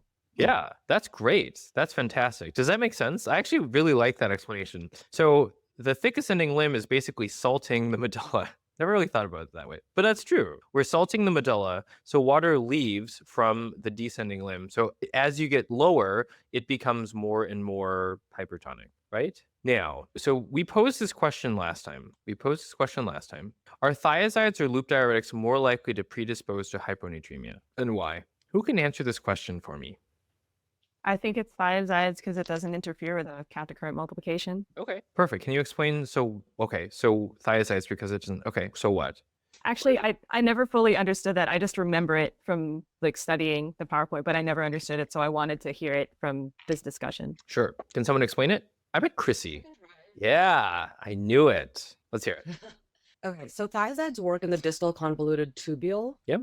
So their mechanism isn't involved with establishing the medullary gradient, but loop diuretics are. And so when you loop diuretics, you would change the degree with which you absorb salt and water to the same degree, so you don't risk uncoupling that and getting less of a salt concentration. Wait, uncoupling what? The last part. The salt and water reabsorption. Okay. In the way that water always follows salt. You keep that ratio stable with. Ratio stable. Okay. Whereas with loop diuretics, you would block the NAKCl transporters, and so you would mess up that ability to concentrate urine. Yeah, that's pretty good. So does that make sense? So the reason why I like these sorts of questions, okay, so if you can understand the answer to this question, it means that you definitely understand countercurrent multiplication. Like you have to understand countercurrent multiplication to explain the answer to which of the two thiazides or furosemide are going to give you hyponatremia. Okay, so Can I hear that explanation again, please? Sorry. Yeah. So let me explain. So in a very big picture sense, the entire basis of countercurrent multiplication is the fact that in the ascending limb, only salt moves and water can't, right? It's permeable to solute, but not water. And in the descending limb, it's only permeable to water and not solute, right?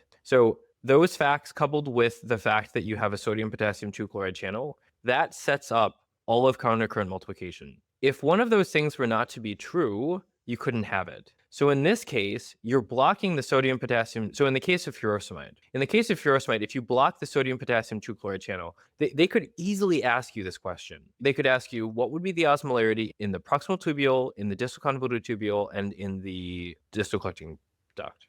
They could ask you that question. That would be a fair question. So who wants to give a stab at that? Because that's tough. This is we're talking 230, 240 level question on step 1. If you could answer this, most people wouldn't be able to answer that because they wouldn't have the depth of knowledge to be able to answer that. So who wants to give that a shot? Can you repeat the question? So the question is, in the case of giving someone furosemide, what would be the osmolarity in the proximal tubule, in the juxtaglomeralar apparatus, and in the collecting duct? So the proximal tubule is always isosmotic. Always isotonic. Good. So you can eliminate 2/3 of the answers just based on that. Okay. And wait, osmolarity in the tubules or in the blood? So let's say the distal convoluted tubule and in the collecting duct. Okay. The collecting duct contagion would be hypertonic. Hypertonic? Okay, why? Because the point of furosemide is to remove water. If you lose water, you remove solutes. And if you're blocking the sodium potassium chloride channel, there will be less ions coming to the medulla. So they're going to stay inside of the tubule. So for me, it makes sense that it's hypertonic because a lot of solutes are staying inside of the tubule. That is the kind of reasoning that they're going to prey on. The reason being, so again, remember, you have to remember the mechanism by which you actually concentrate urine, okay?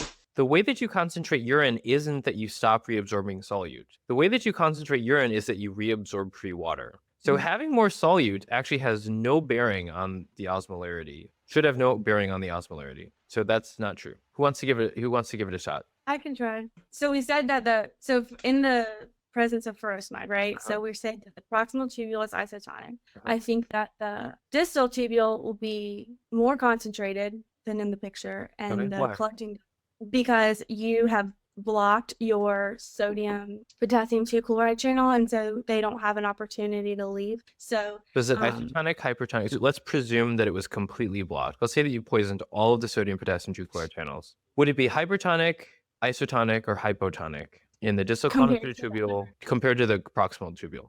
hypertonic, right? No, it's actually isotonic everywhere, right? Now, someone tell me why. Someone tell me, why would it be, how about MJ? MJ usually likes to answer these kinds of questions. So MJ, why would it be isotonic everywhere? So again, they could easily, so I want you guys to see the kinds of reasoning you need to be able to do for your exam. So yes, everyone, by the time that they take their exam, hopefully will know that this is isotonic, or at least in this group. I hope that all of you guys will know that. What will differentiate students after that point is when they start to manipulate things. So like, just like the question of in nephrogenic diabetes insipidus, what would be the osmolarity here and the osmolarity here? They could also say, in the case of furosemide or giving lots of furosemide, what would the osmolarity be here or here? That's a very fair question. But these are the kinds of questions that you need to be able to answer if you want to have a chance of breaking like 230, 240. MJ, what do you think? I cannot figure out, but I'm guessing maybe that's because during the DI, you lose No, too we're not much. talking about diabetes insipidus. We're talking about furosemide. We're talking about furosemide. Would it be because you would stop the water getting reabsorbed? You'd stop, well, what do you mean? You'd stop the water getting reabsorbed. So when the salt leaves in the descending loop of Henle, that's when we're setting up our concentration gradient. And as the salt leaves, then the water leaves, and we pretty much lose like the same amount of salt and water. What do you mean? We lose the same amount of salt and water. Oh, you mean in the completion of the loop. You're talking about into the medulla, like in the actual interstitium itself. Sure. Okay. So the osmolarity is going to be the same, because if you block the NAK2Cl channel, you're not going to have the same concentration gradient set up whereby the water leaves. So the sodium and all of those ions are going to stay in the nephron and in the tubule, but the water is also going to stay. So the osmolarity, like the ratio, is going to be the same. I think my guess is that if anyone didn't follow it, it would be because of what you said in the last part. The salt and the water, the ratio is going to stay the same. But let me try and help. So I think what Sarah's trying to say is that so you're not able to salt the medulla anymore, right? If you block the ability to have the sodium potassium true chloride channels, you can't put salts in the medulla, in the medullary interstitium, which means there's no driving force for the water to leave in the first place. Do you guys follow? Right? There should be no reason, right? If this didn't happen, if I couldn't move salt in here, there's no reason for this to become more hypertonic. Does that make sense? So if I can't move salt into the interstitium, then I'm not creating a gradient anywhere. Do you guys follow? Right. Yeah. So really, this should all be isotonic. If I can't move, if I've poisoned all of my sodium potassium true chloride channels, it'd be impossible to move salt. And so remember, it's this gradient, the medullary interstitial gradient, that allows for you to reabsorb water in the first place, and also allows you to create more hypotonic fluid in the distal convoluted tubule. Does that make sense? Can I ask you a question? So are we talking about it's isotonic compared to the medulla or isotonic compared to the concentrations in a regularly functioning countercurrent? No. So it'd be really confusing to say relative to regularly functioning countercurrent. No. Like relative to the body, relative to the proximal tubule, relative to the serum. Remember, everywhere in your body is isotonic. The only part of your body that's not isotonic is in basically the renal medulla and this part right here, right? Get to the distal convoluted tubule and the NaCl channel is working there? That's a good question. So I think, that's a good question. I don't think that, because I think that water and salt both go together. So I think in that case, it's an isotonic shift there as well. So I don't think it shouldn't, right? Because this is what sets the osmolarity. This is what sets the gradient. So that shouldn't matter because it's also soluble to water, pretty sure. Because again, this is the rationale for why furosemide, you can't become hyponatremic. Why? Why can't you become hyponatremic if you give someone furosemide, at least in theory? In practice, you probably could, because this would never become perfect. You could never perfectly block the sodium potassium true chloride channels. So you would always still probably have a little bit of a gradient. But if you could perfectly block the sodium potassium true chloride channels, you should not be able to become hyponatremic. Why?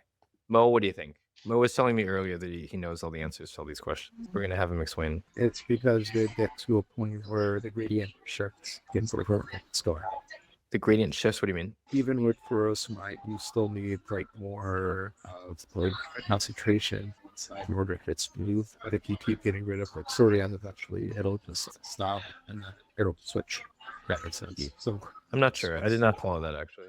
What gradient would shift? I don't understand. Okay, let me explain it to you guys. So basically, the reason is that if you don't have remember, the gradient is the entire reason why you can absorb free water. No gradient, no free water reabsorption. Okay, do you guys follow? So the reasoning goes something like I block the sodium potassium 2 chloride channel, which causes me to lose the countercurrent multiplication, which leads to loss of ability to absorb free water, right? So if I can't absorb free water, then I can't dilute my serum to the point where I'm hypernatremic. Does that make sense? I can't make my serum have a lesser osmolarity because I don't have the ability. I can't reabsorb free water. Does that make sense? Yes. Cool. Okay, perfect. So Wait, sorry, can you go back to that picture of the nephron? Sure. I just want to make sure that I'm understanding. Okay, so in the thick ascending limb, that's where you're blocking the NAK correct CL channels. And so since you're blocking them, you're not concentrating this middle medulla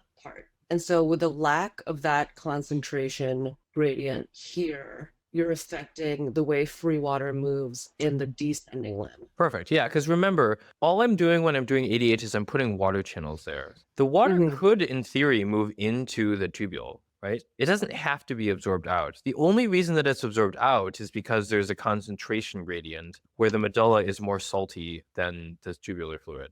The only reason why having ADH put aquaporins in, the only reason why water is actually moving out is because you have a high concentration of solute in the medullary interstitium and not in the collecting tubule, collecting duct. So going back, so for the effect loop diuretics on osmolarity in the proximal tubule, distal convoluted tubule, and collecting ducts. So proximal tubule is isoosmotic, distal convoluted tubule is isoosmotic. And then in the collecting ducts, since you can't move the water back out, you would be hypo. No, it'd be isotonic. Also isotonic, right? There was no difference. Because there's no difference. You can't concentrate or dilute your urine along this entire path. So it should be the same osmolarity everywhere. Okay. Does that make sense? Yeah. Cool. But you can see how this is like exactly the kind of question that you're going to see on the day of your test. So it happens every time. I get emails. So one of you guys, I won't say who, but one of you guys is taking their test like right now as we speak. One of the people in the group. And I guarantee right now, this person is seeing questions that they've never seen before, like never prepared for. That's true of everyone, okay? And so the people that do well on the exam are the ones that are able to take what they've learned and adapt it to novel situations. So like the question of in diabetes insipidus, nephrogenic diabetes insipidus, or any sort of insipidus, what would the osmolarity be at the different stages, right? Or in the case of a complete loss of the sodium potassium 2 chloride channel, what would be the osmolarity of the different parts? Those are fair game, even though you've probably never ever seen those questions on UWorld and probably never will. Does that make sense? You need to be able to manipulate it. I understand that it's fair game for step one. Could that kind of stuff clinically relevant if I become an internist or something? To nephrologists, yeah. I don't know that this particular fact. So countercurrent multiplication and understanding the ability to concentrate urine, yes, absolutely. That is very, very relevant. Like whether someone's like hyponatremia is because like you'll know what kind of drugs they're taking, so probably not. Like you would never be like, oh, they're hyponatremic, so it can't be furosemide poisoning. So not in that respect, no. Okay, thanks. Okay, so let's talk briefly about azotemias. We didn't talk about this last time, did we? I'm just going to give you some numbers that you should know. So pre-renal azotemia. First of all, what does pre-renal azotemia even mean? Fayaz, you haven't said anything. So what do you think? High creatine, high BUN in the blood, right? Uh-huh. But what does it mean? So you're telling me like numbers, but I'm saying like what physiologically does that mean? The kidney cannot dilute or get rid of the BUN and the creatine. I don't know about that. So in general, so kidney failure, like how do we define kidney failure, Vibhu?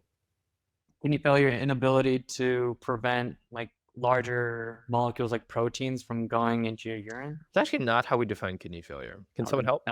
Elevated BUN and creatinine. Yeah, really it's just elevated creatinine. So why? What is it? But what does that indicate? What are we using creatinine as a proxy for? GFR. So it's filtration. So kidney failure is defined as a filtration problem, right? So if the kidney's filtering less, it means that you are in kidney failure, or at least you have decreased renal function. Okay, so the difference between pre-renal azotemia and intra-renal azotemia is that pre-renal azotemia, it means that GFR is down because of renal blood flow down. But the glomerulus itself, like the kidney itself, would function fine if blood flow were okay. That's basically what pre-renal azotemia is. What does intra-renal azotemia mean? So if it's intrarenal, then there's going to be a problem with your membrane where you're letting ions through. And It's a problem with the kidney itself, right. which leads to the GFR down. So in other words, if I were to restore blood flow to the kidney, if I were to increase blood flow to the kidney, it wouldn't matter. I still wouldn't be able to filter, okay? So can someone explain to me why would a pre-renal azotemia have a low FeNA? Why does that make sense? Let's do it with Shama. You're getting just less blood to the kidney. That means you're getting less reabsorption of sodium just because there's less going to the kidney. Wait, what does FeNA mean? Excretion of sodium. Yeah, exactly. It's actually that you're excreting less sodium. So you're actually reabsorbing more, right? Because if you think about the actual equation, it's technically clearance of sodium over clearance of creatinine. I think it's clearance of creatinine over clearance of sodium. But anyways, of the total amount that's filtered out, how much is actually excreted? So if it's less than 1%, it means you're reabsorbing a lot of sodium. Okay, so why would that make sense? In a pre-renal azotemia, why would your FeNA be low? Chris with a K. I don't know. Okay, can someone help? Mo, what do you think? Go ahead. So you're getting less blood flow to the kidney. So your kidney senses that and activates the RAS system. And so you'd start reabsorbing more sodium. Yeah, exactly. The basis of the way that you set your intravascular volume is the amount of sodium. Remember we talked about in the beginning, sodium is there to set your extracellular fluid concentration. It's to set the amount of extracellular fluid you have.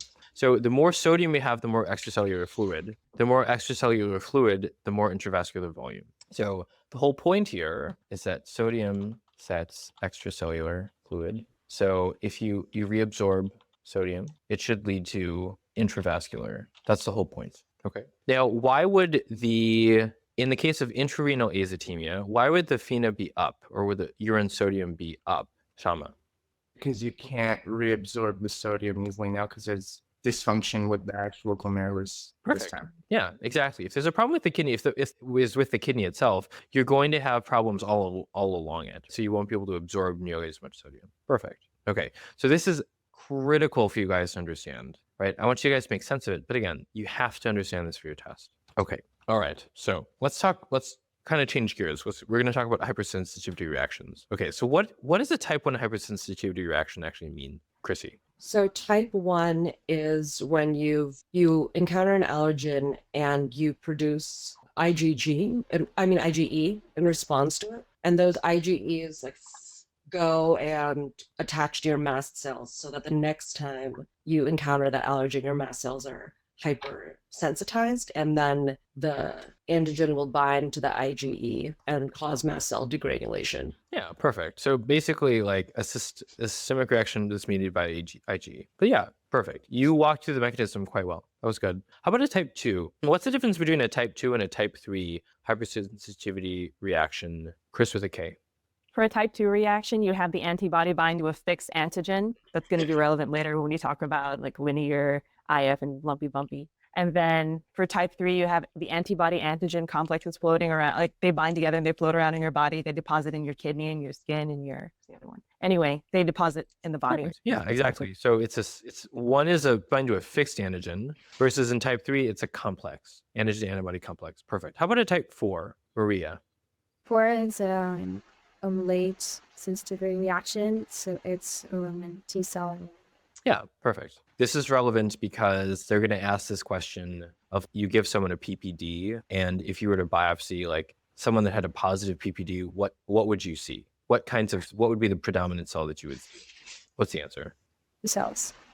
Well, yeah, T cells or macrophages. It's one of those two. It's going to be one of the two. Actually, probably macrophages would be the correct answer because they love macrophages on the test. We'll talk about that in a future session about how to spot macrophages and how it can help you answer questions. But the guy, Henry Sanchez, that writes questions for the exam, he talked about the importance of understanding macrophages. So we'll talk about that. Okay, so good pastures. So Good pastures, important things to know. So it's type 2 hypersensitivity. So we're going to talk briefly about trying to use your understanding of the hypersensitivity reactions to understand why they look the way that they do. So in good pastures, it's an anti-glomerular basement membrane, okay? Antibody. It's a type what? Type 2 or type 3? Type 2. Type 2. And why is it type 2? Because it's fixed. Yeah, it's fixed, right? The antigen, the glomerular basement membrane isn't floating around. So it's a fixed antigen. So you have to know how it presents. So renal failure, so RPGN, basically, rapidly progressive glomerulonephritis. It's very similar in presentation to Wegener's. How do you differentiate it with Wegener's? The lungs. Yes. What do you mean the lung? Upper respiration. Yeah. So like bloody nose is like something that you would see with Wegener's, but you shouldn't really see it with good pastures. That, and one is ANCA mediated and one is the glomerular basement membrane. And then Wegener's is negative IF. So we'll talk about that in a sec, but keep that in the back of your mind. Okay. So if we were to stain good pastures, if you were to stain the kidneys in someone who's good pastures, what would it look like? Would it look lumpy, bumpy, or linear, and why? Linear. Linear. Okay, so why would it look linear? Along the basement.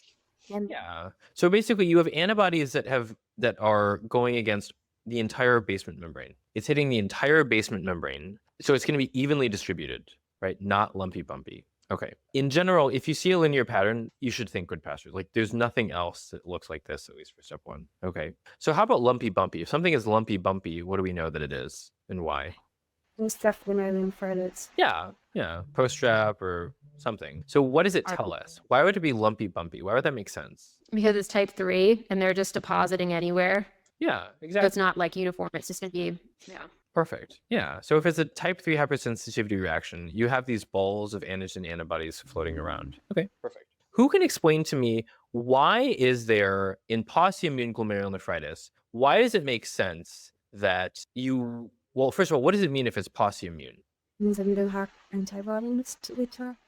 Yeah, there's no antibodies that you can detect. And why? Based on the pathophysiology, why would that make sense, Maria? I actually never thought about that before. I just learned it that way. So you have to know this fact for step 1, right? The fact that if you were to stain someone's kidneys for antibodies that had Wegener's, you wouldn't see anything. You wouldn't see a fluorescent pattern. You wouldn't see lumpy bumpy. You wouldn't see linear. So the question is why? Who can explain? I can Chris. try. Sure, please. So when we think of Pauci-immune, it's kind of like a lack of an immunity because it had the prefix Pauci in there. And the antibodies, instead of doing what we think they would do in the other kidney problems, they would activate neutrophils and cause organ damage, and it would manifest in that manner. So that was not bad. A little vague, but not bad. So it's not that you have lack of immunity. You still have the immune response. The point is that you have this, right? So there's some sort of ANCA antigen. So it's some sort of cytoplasmic antigen. And so you have an antibody against the neutrophil. The point is that antibody, when you get enough of those antibodies, you can actually activate those neutrophils. It's sort of like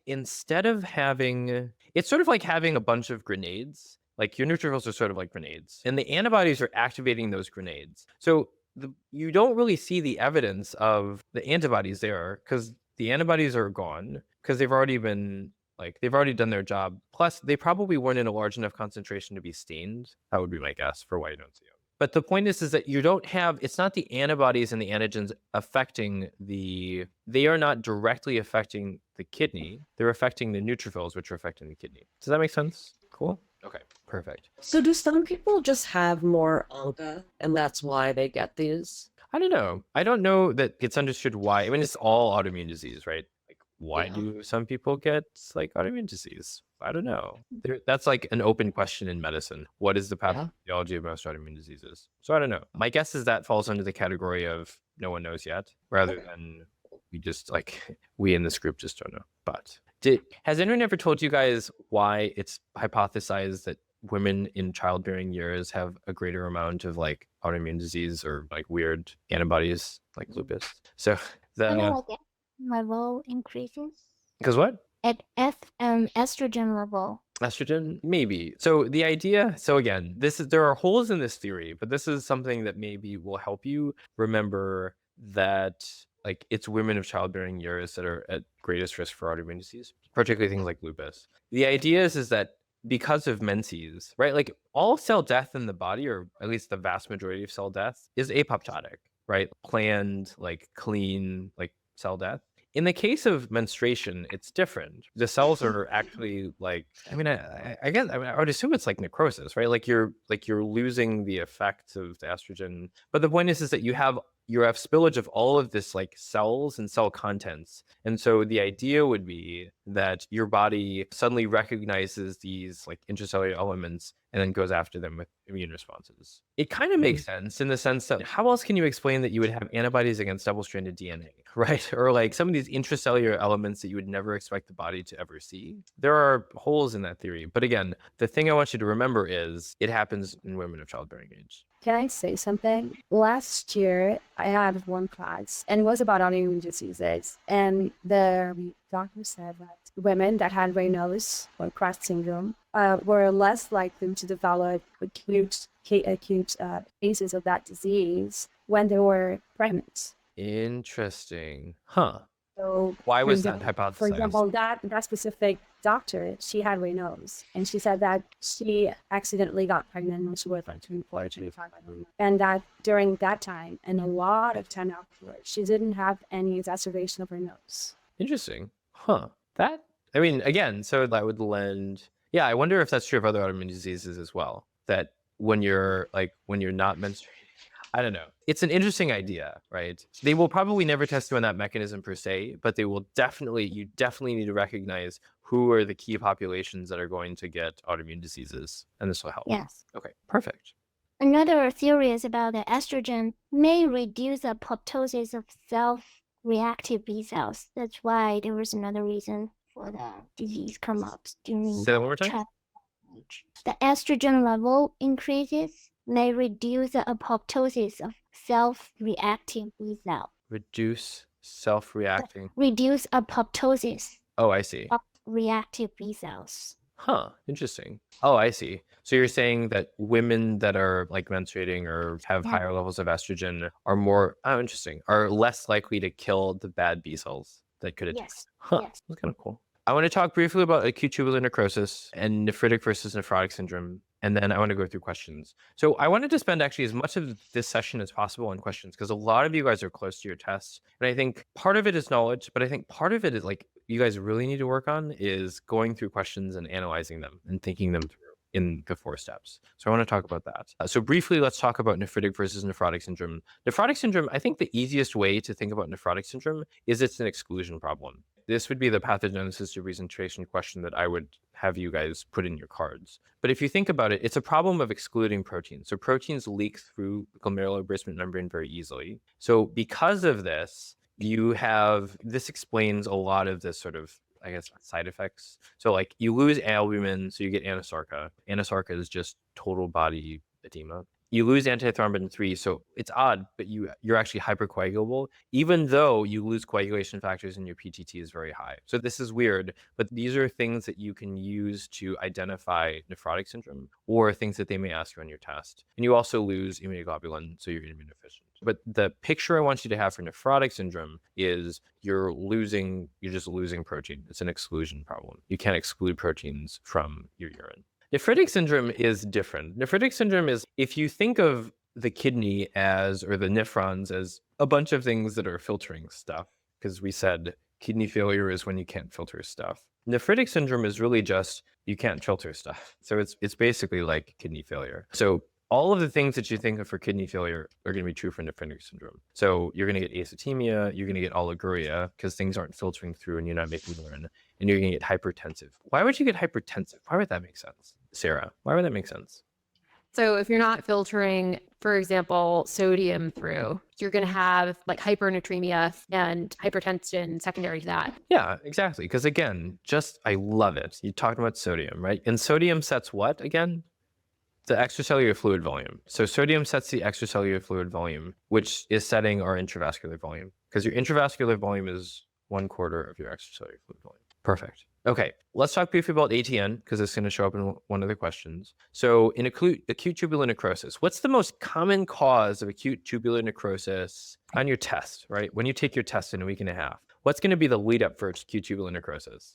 I think like it's the pre-renal Yeah, problems, like pre-renal hypotension. Yeah, exactly. So why does that make sense? if you don't have blood going to your kidneys, it's gonna like necrose. Yeah, exactly, right? Ischemia causes death. Well, ischemia for long enough causes death in all organs, right? So in the case of pre-renal azotemia, right, where you're not getting enough blood to the kidneys to allow filtration, you are having ischemia to those proximal tubular cells. And so they're going to die. So that makes sense. So we said the most common cause is prolonged pre-renal AKI. And then what's the key finding in the urine in ATN, and how do you make sense of this, Mo? What do you think? I imagine it would be like low urine. Nah, that's very non-specific. Pre-renal azotemia will also give you low urine output, right? A bladder obstruction is also going to give you low urine output. Can someone give him a hand? Yeah, so you find granular, like muddy casts. Granular muddy casts. I love it. So this is something that if you didn't know, you should write down. This is one of those things that you should like tattoo on your wrist so that they can't like take it away from you. Like this you can bank on it being on your test. Okay, so why is it granular muddy casts? Why does that make sense? So you're having necrosis of the cells in the tubules, and so where in the tubules? This is also a step one question. Where in the tubules are you going to get necrosis? So it's the proximal and then thick ascending. Yeah. They're going to ask if it's yeah. And MJ, why does it make sense that it's in the proximal tubule? Like that would be particularly prone to it? I think maybe that's because more solids pass through that, and it's the first place. Yeah, exactly. It's where, like, if they ever ask you, like, where does the majority of absorption of X happen? 9 out of 10 times it's going to be the proximal tubule, meaning the majority of everything is absorbed in the proximal tubule, which means it's highly energetically active. So it needs a lot of ATP. So it makes sense that that would be the most sensitive to ischemia. Okay, so those cells die. And so wait, why do we get muddy brown casts? So the cells die and they get sloughed off into the tubules, and they just take the shape of the tubules, and then they get pushed out and they still look like that. Exactly. So when I was younger, we had this laundry chute in my room that was like the only laundry chute to the basement. And so I thought I would be clever and try to put like all of my laundry down in one go. So what happened is it got blocked up, as you would imagine. But then like eventually, as I was able to get the clothes down, like they, for a brief period of time, took the shape of my laundry chute. So that's essentially what's happening in ATN, right? The cells are sloughed off, just like my clothes, my dirty clothes, and then they get stuck in the tubule. So they block anything else from going down. So that's why you're oliguric.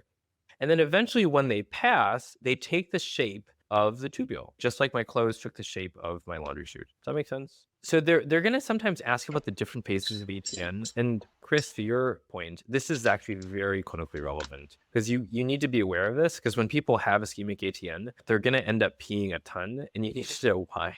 Okay, in early ATN, it's the oliguric phase. So why would it make sense that you would be oliguric? Well, we already talked. We already said you're oliguric because the tubules are blocked because you've got those dead proximal tubular cells that are clogging them, just like in my laundry chute. Okay, so your potassium is going to be high because you can't excrete any potassium, and you're going to be hypertensive because, like Sarah was saying, you're not going to be able to get rid of any sodium either.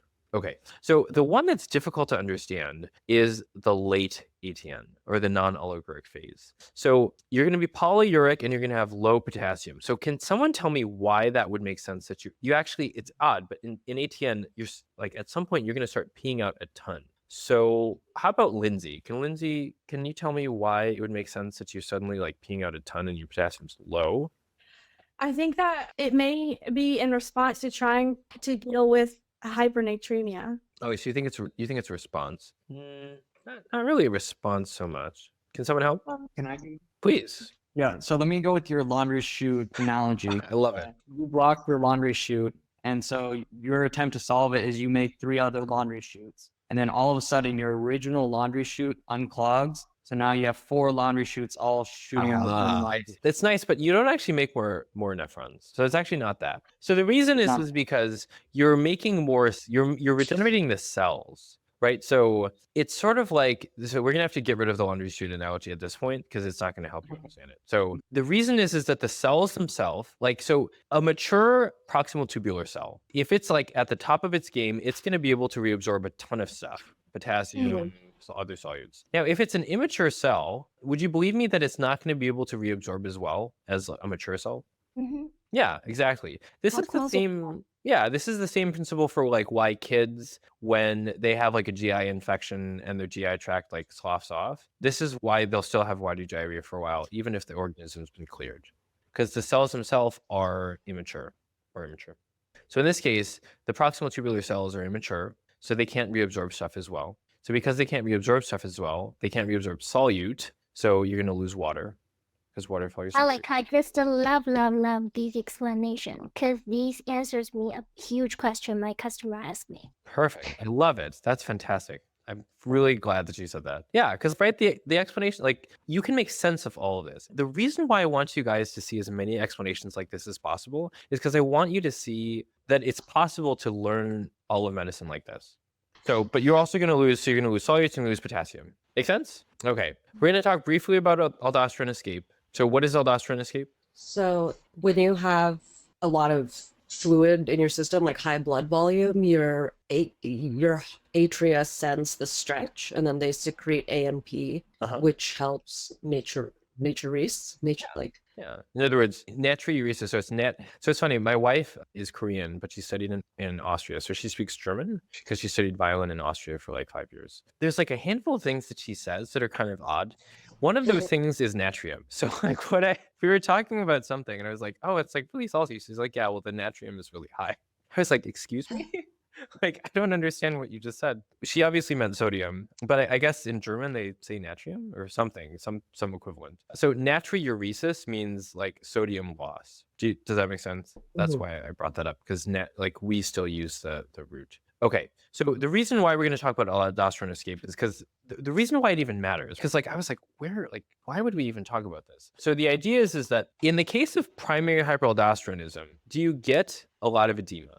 No, you don't. You don't get a lot of edema. And it's weird, right? Because you'll present with hypertension. So you're presenting with signs of high intravascular volume, but it's not like you're absorbing so much sodium that you're expanding your extracellular fluid that you're getting edema, right? It's odd, right? Like, why, right? Your aldosterone is high. Why wouldn't you have edema? It's kind of weird, because in secondary hyperaldosteronism, like in heart failure or in cases where the kidney is hyperactive because you have renal hypoperfusion, you do get a lot of edema, right? Heart failure, they present with tons of edema by this mechanism because you have high aldosterone, you have high RAS because you're reabsorbing fluid. So it's odd. This is the odd duck. Okay. And so no one really understands fully why. In one case, you do have edema, in the other case, you don't. But it's thought to be at least mediated in part by ANP. So ANP is released, as Chrissy has sort of hinted at, because of stretch of the atrium. So when the atrium stretches,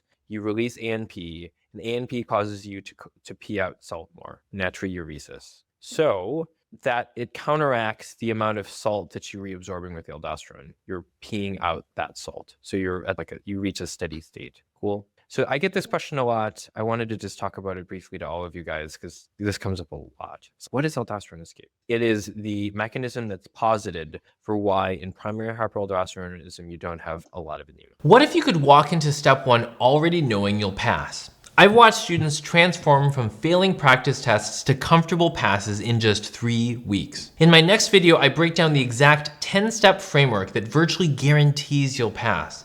Not through luck or grinding harder, but through a systematic approach that just works.